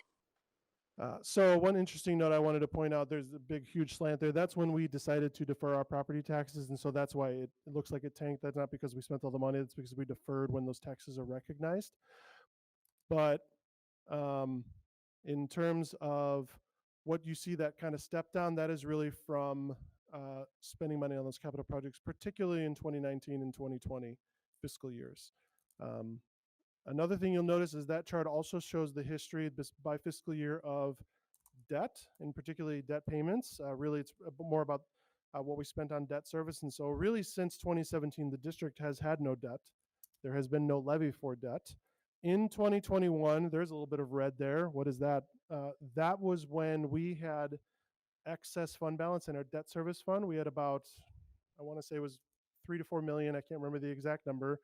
And the only way to get it out is you had to issue debt for 30 days, pay it back, and then you could put the proceeds. We put the proceeds in our capital projects fund to actually pay for the projects that we did. So that's what that debt was, but that was not a levy. But we have been out of debt since that 2017 year. Pause for slide. So now the projects that we're actually looking at. So that was a lot of the projects that we have been doing. We talked just briefly about the projects we are doing right now, which would be the first 3 on this list, which is the cafeteria renovation, the bathrooms, and the LST offices. Those are the ones that I felt you could tackle with the fund balance that we had, which is approximately 15 to 16 million at the time. But to do more, Momentary pause. we don't have the ability to pay for those in cash. And so these are the projects that we have right now based on the prioritization process that we went through. Momentary pause. We are going to, right after the new year, begin another process to ask for other project ideas. So this was the state of the request at that moment in time. We want to have a process annually that collects data on projects that we think that could be done, because there are potentially a lot of ideas for projects that people have that just hasn't reached our ears yet, and we want to make sure we're asking. It's probably not fair to only ask it once and never ask it again. We want to have a continual process to do this. So this would be a living document as we able to refine this and kind of know at any one time what are the projects that are out there, what is the prioritization of them. Pause for slide. So that's the context around the capital projects, the ones that we have been doing over the last several years, the ones we're looking at now, and the ones that right now would be on our horizon in the future, pending funding, really. So then in terms of scope of services, so I had some questions in terms of scope of services. I really think there are 3 different rocks, 3 different buckets for the scope of services: community engagement, the polling and surveying, and the informational communications. Those are different, and I appreciate our consultant naming the importance of doing the whole thing together, but you can do a reduced amount of any of them. There are a variety of districts doing all kinds of different things. There are some districts that have done the community engagement and just done an online survey, and that's it, and they are done. There have been some districts that have done everything. There's districts in between, so there's a lot of variety out there in terms of what districts have done. We asked them for their best recommendation based on what they heard our process was, what we're looking at doing. This was their best recommendation in terms of that. Pause for slide. For timing, so part of the question, why now? It's December. It's like a special board meeting. This is not even a regular meeting time. Why now? As we were naturally going through this process, and realizing in November is when we would have the data ready to share the real options for the board. Momentary pause. The next step would be consider community engagement. So we said, okay, let's start working on that. And then after talking to some community engagement firms about a potential, we knew that the next 3 elections are the one this spring. We've got November, and then there's the one in 2025.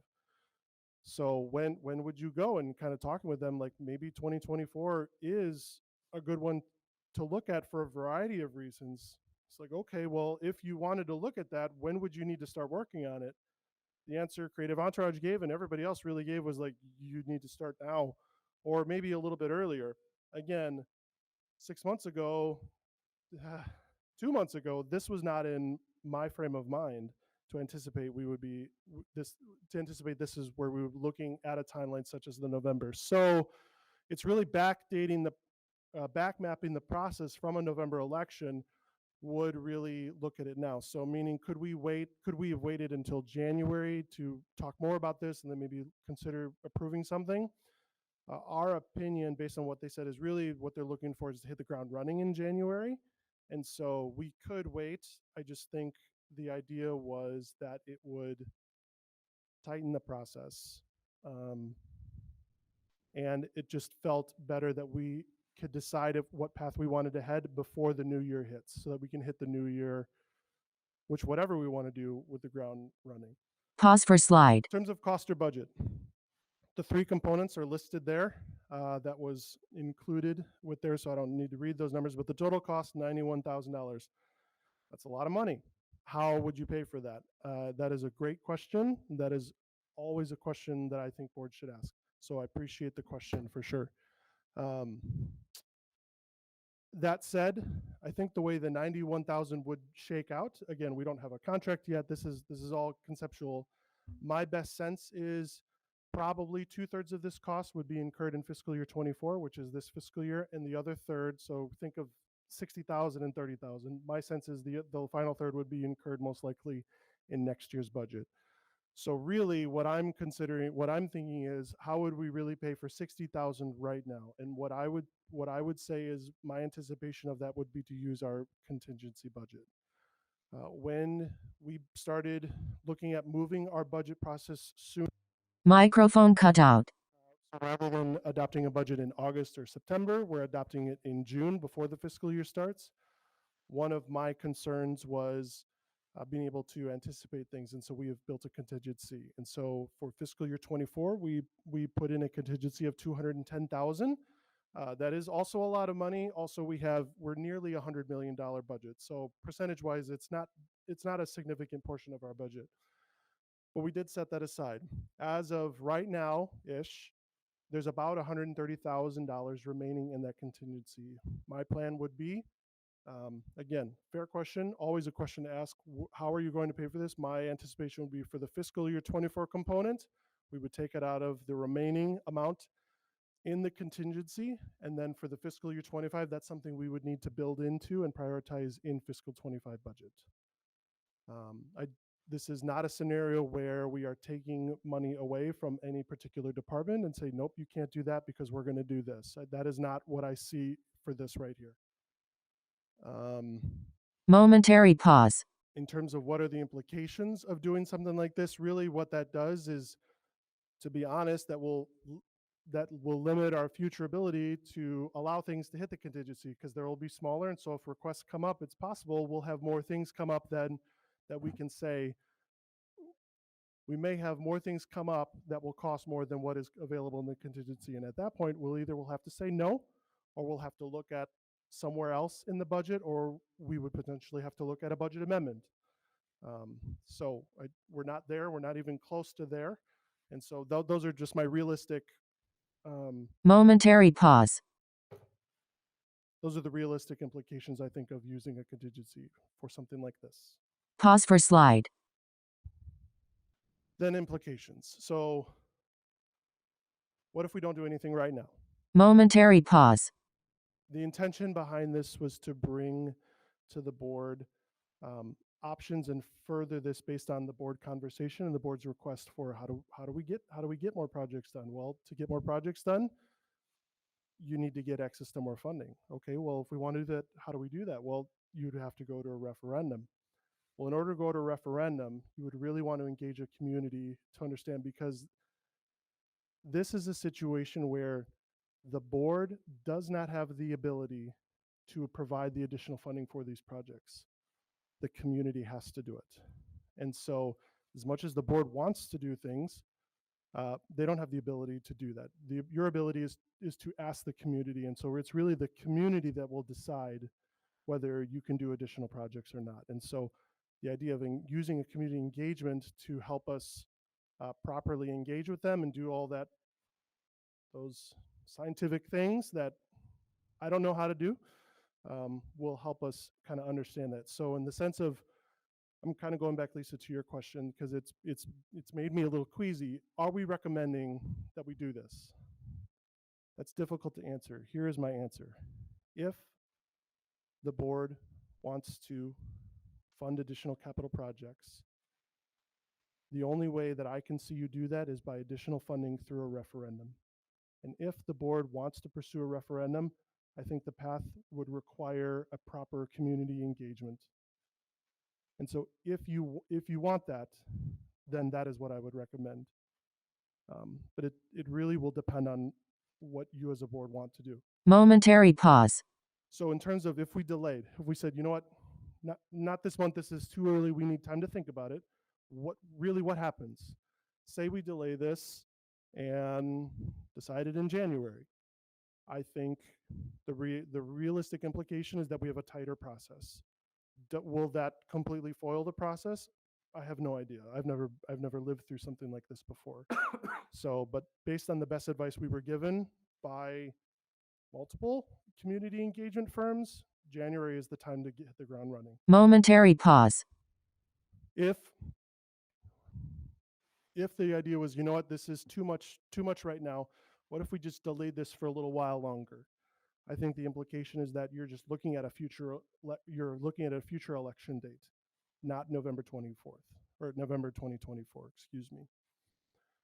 If the decision was, you know what, there is not comfort nor will to look at this right now, just the honest implication is that the future projects are going to have to wait until we have the funding in-house to pay for them. So that is my best sense to kind of summarize some of the questions we've had, some of the thoughts that have happened, and even just some of the processing that we've been able to have, because this has been a fast timeline.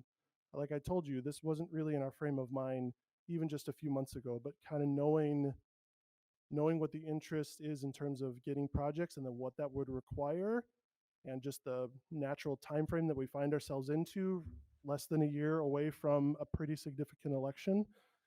That's what brings us here today. So with that, that's a lot of information, I understand. I think now is the time for questions and discussion or whatever, wherever you'd like to take it. I appreciate that. And I would rather, Lisa Hessel.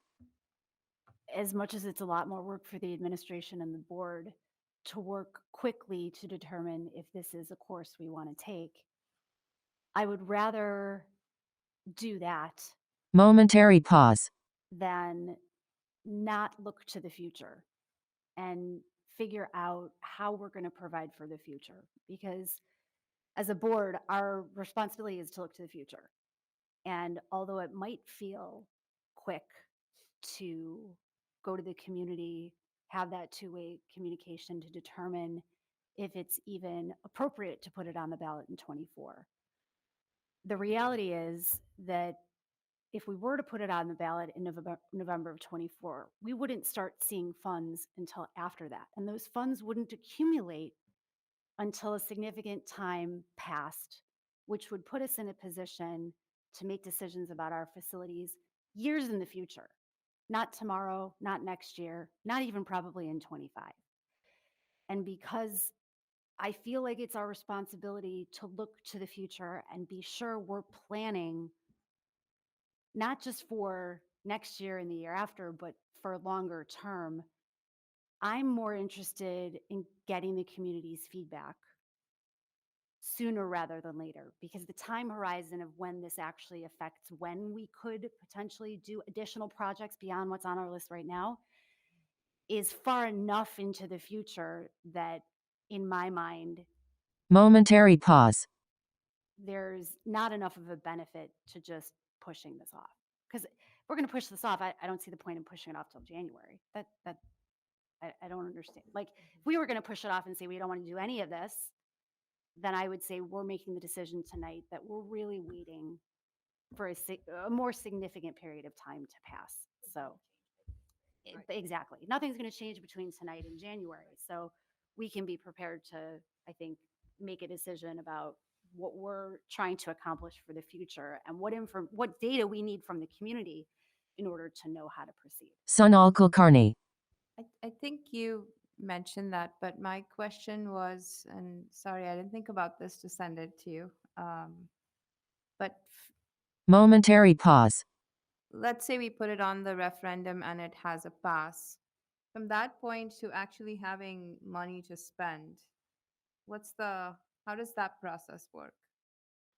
Sure. I wish I had a board I could write it on. So if you put something on for an election, election day 2024 November, and it passes, then that would likely be depending on what day you put in there, because if you recall the language of that referendum question, you put a levy year in there. What very likely would be the levy year would be the next levy year, which would be 2025. A levy year is always based on the calendar year in which you are in. But it's tricky because the levy, that doesn't mean you get the money. That's when you levy for it, you get the money the next year. So November 2024 election would impact the 2025 levy, which we would approve at the end or very close to the end of 2025. You would start to begin to receive the revenue of that in spring of 2026, which would mean the fiscal year you're really talking about is 2027. Momentary pause. Now, to the point, if you, there's a lot of ifs. If it was a DSEB and if it was a realistic amount of money, you could start a significant amount of projects then. It's just when you start to pay back the In debt. 2017. So we'd be starting a process. Not 2017. 27. Sorry, 2027. Oh my gosh. You could probably start projects in fiscal year 2026, knowing the debt payment does, because it's about when are you paying back the debt. That's what a DSEB is really about, is when the payments happen. So you probably could start a project sooner, knowing when the payback cycle would start. Got it. We Kara, would you have had a access question. to, that's what I was going to say. If we were doing a DSEB, we would have access to start the projects well before we were actually getting the payment, the revenue. Difficult to answer well before, but you would be able to start them before. Dr. Denise Herman. So 2026 is a reasonable estimate for a start date for projects if the November 2024, if there was an approval from the voters at that election. I believe so. I So that- cannot fathom it would be sooner. So 26 is in January or August? Uh, When? I would have to get back to you on a more clear answer than 2026. My gut tells me it's a little more middle, but we would probably start developing. Right. I mean, you could probably start thinking about it in 2025. The question is, when would things actually start happening, and when would you really start incurring those costs? Would probably be in 2026. And it impacts the taxpayer when? Dan Stanley. So if it would be part of, something like this isn't really something you levy. It's based on when you issue the debt. So it would be levied against the taxpayers for the 2025 levy cycle, which would mean, which is payable in 2026. So the realistic thing is that first installment people pay by, is it June? June? I don't live in this county, sorry. So that first cycle in June, it would impact that first payment of June of 2026. Sunal Kulkarni. And we don't know what that amount is because we haven't figured out what we want to put on the referendum yet. I think in the presentation we had previously, Dan had a projection of if we borrowed 25 million over the next 20 years. Let me tweak that. 25 million every 5 years. Right. So the primary purpose of that illustration was to show the difference between a traditional building bond referendum and a DSEB, and where I was trying to show that I truly believe if you look over 20 years, if you borrowed 25 million every 5 years, or if you borrowed 100 million for 20 years, for example, you save $50 million of interest by going the DSEB route because you're borrowing money for less time.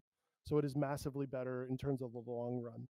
And so that one, the math of that happened to turn out to be 5.7 million of DSEB, which I think was the impact of the homeowner was around $200 some a year. That was really to illustrate the example. I couldn't tell you what the right number is. To be honest, like it wouldn't be, it's probably not 2 million and it's not going to be 8 million. You know, it's probably somewhere in the range, but that'll depend on, that's not something we have an answer to yet. Don Carmichael, And DSEB allows us to borrow at lower rates in the future, Dan Stanley, If which we you, anticipate will be lower in the future. the, it does, but not by the nature of it. The DSEB, the reason why is it's because you borrow for a shorter period of time. Right. That's what I'm saying. 5 years from now, we expect that the interest rates will be different than they are now. And if we had $100 million loan right now, that interest rate could continue. Yes, interest rates throughout are a the bit future. high right now. So borrowing at today's Now. rates would be for 20 years would be higher than you would ideally want. But you also can't control interest rates. They could be higher 5 years from now for all we know. We They don't know. could be.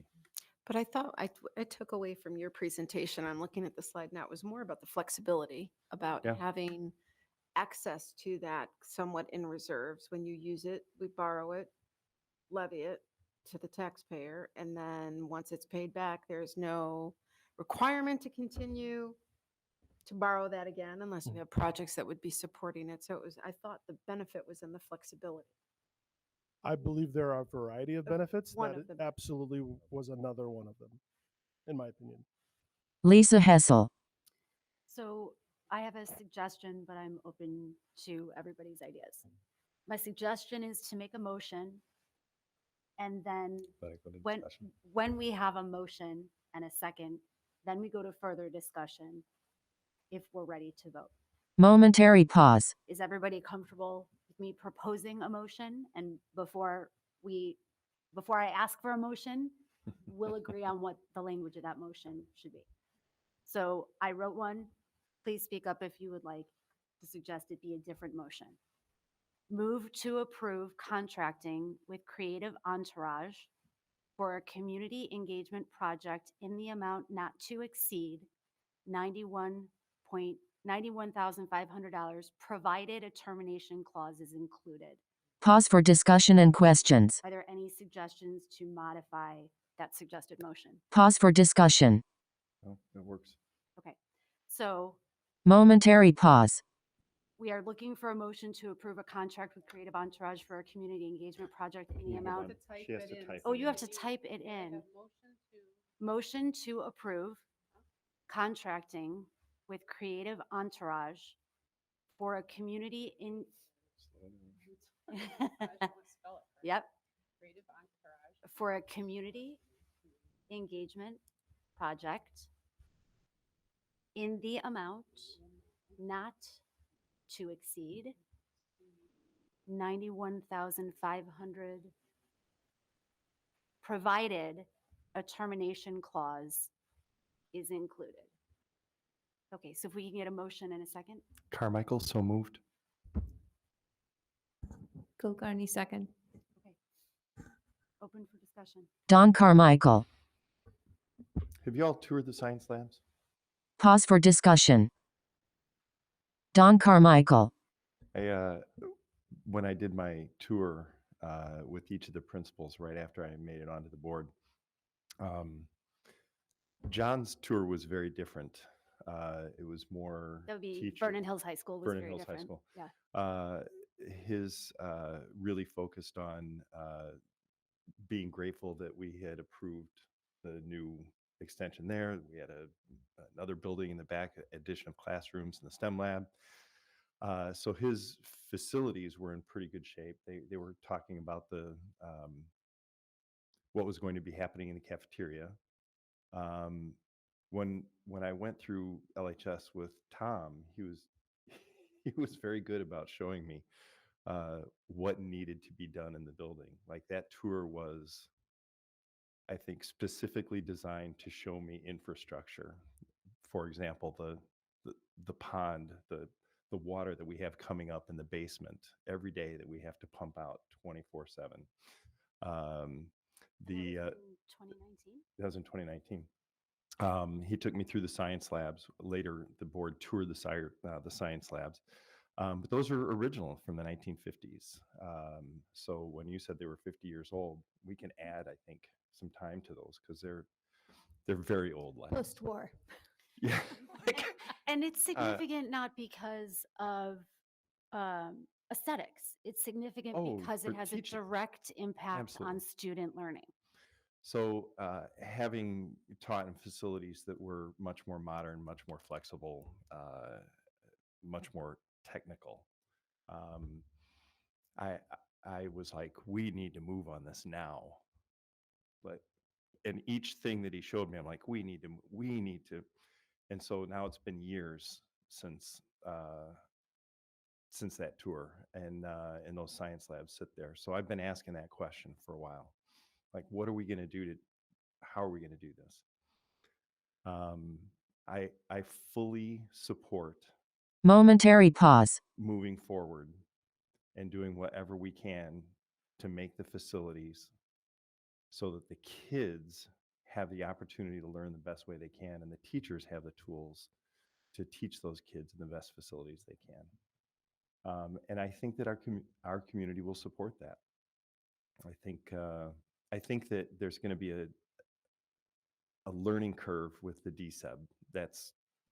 I think that's going to be one of the big hurdles.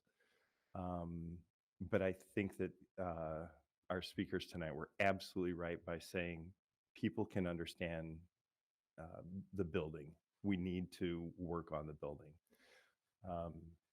And we do. And even better, we don't have to guess what people will support or won't support because we need to make a data-driven decision about Yeah. this referendum.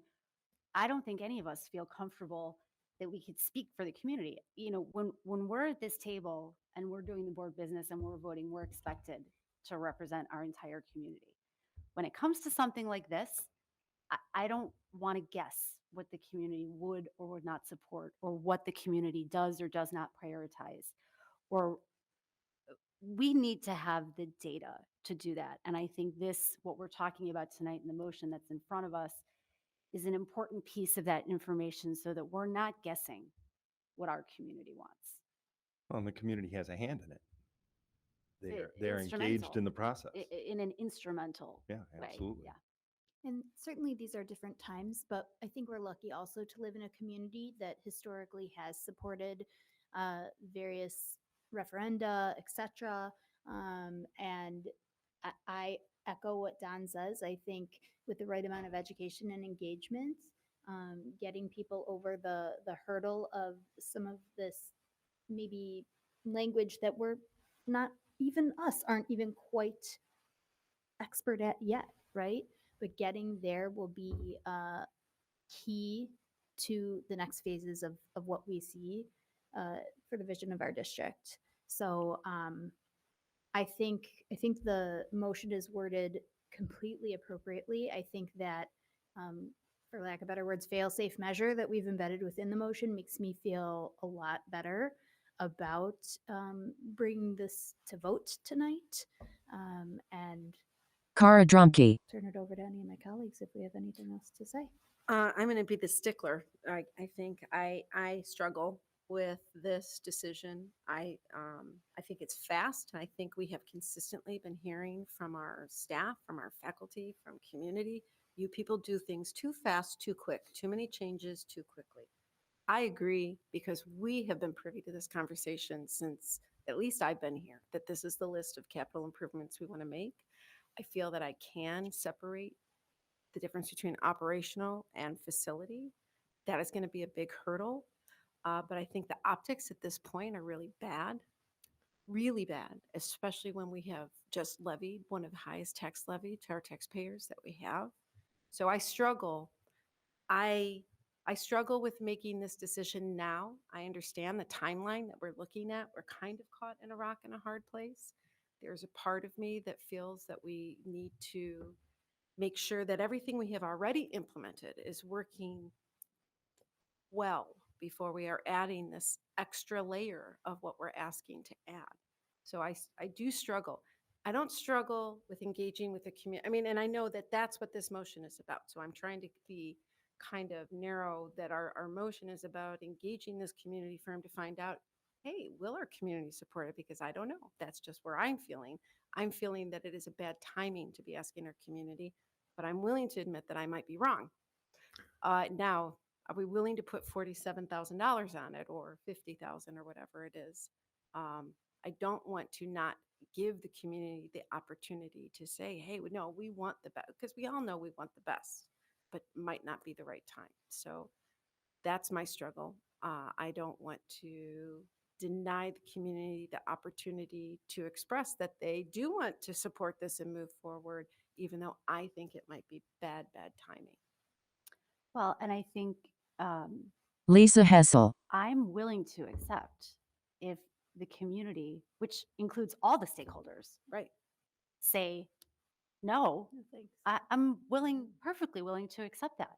I don't have a, Momentary pause. my sincere wish is to find out what the community really wants. And our whole community, not just families who have children in the district right now. I want to know what the people that don't have kids yet, and the people who have young children that aren't in our district yet, and the people who don't have children in the district anymore, or don't have children but are still part of our community. I want to know what they think. I don't want to shortchange the community when it comes to such a significant facilities conversation that has a direct impact on learning. Sunal Kulkarni. Yep, I think I was in the camp of timing. I think I asked. Dan has been very gracious about all my timing questions of why now. And I get the January between now really makes no difference. But I was kind of looking at, we're about to or principally are going to go ahead with a significant investment in the cafeteria. We have had 2 years of successive increased levies.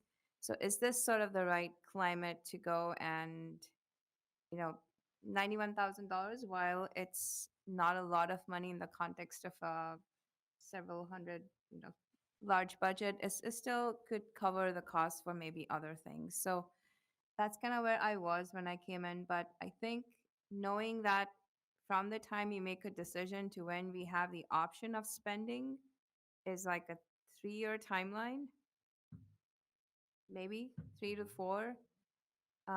And given that some of these projects are already 20 years behind where they should have been, I think I'm shifting to the camp of yes, we need to act. So we have the decision making. So we have the knowledge to know what we should do going forward.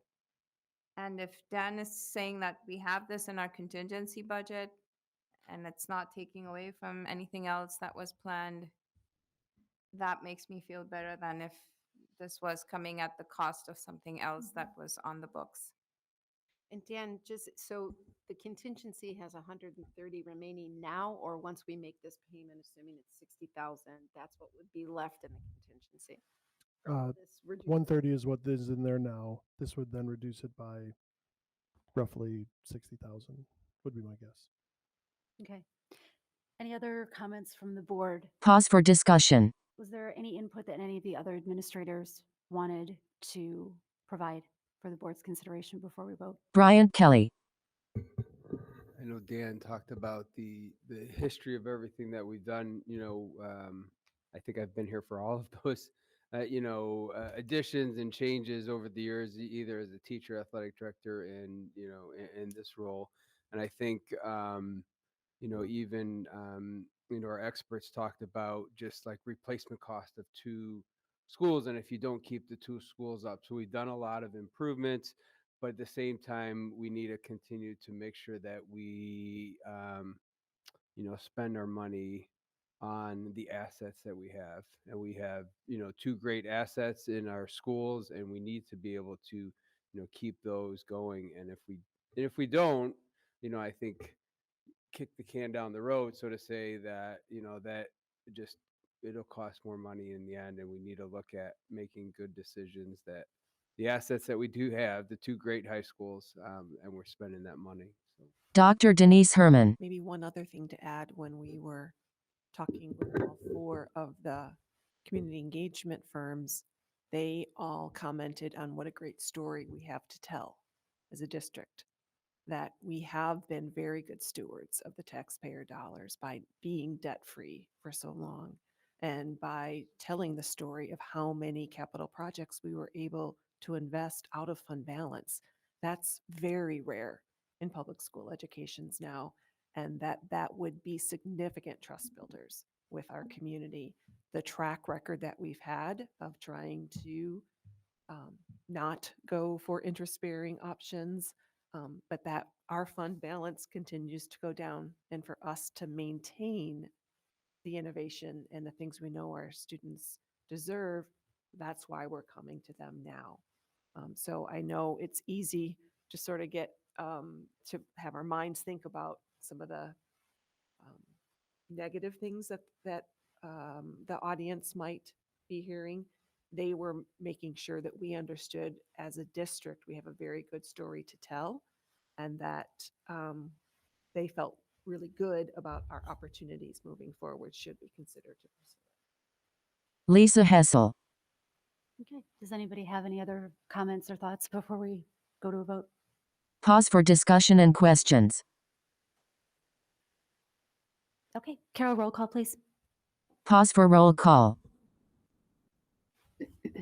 Benjamin, Aye. Carmichael, Aye. Drumkey, Aye. Hessel, Aye. Kulkarni. Aye. Okay. Motion passes. May we have a motion to adjourn? Carmichael, so moved. Benjamin, second. Thank you. Before we adjourn, I want to thank everybody for their time tonight. No, we are going to voice vote the adjournment. So all in favor, aye? Aye. Aye. Any opposed? Okay, we are adjourned. Have a very nice break, everybody. End of meeting.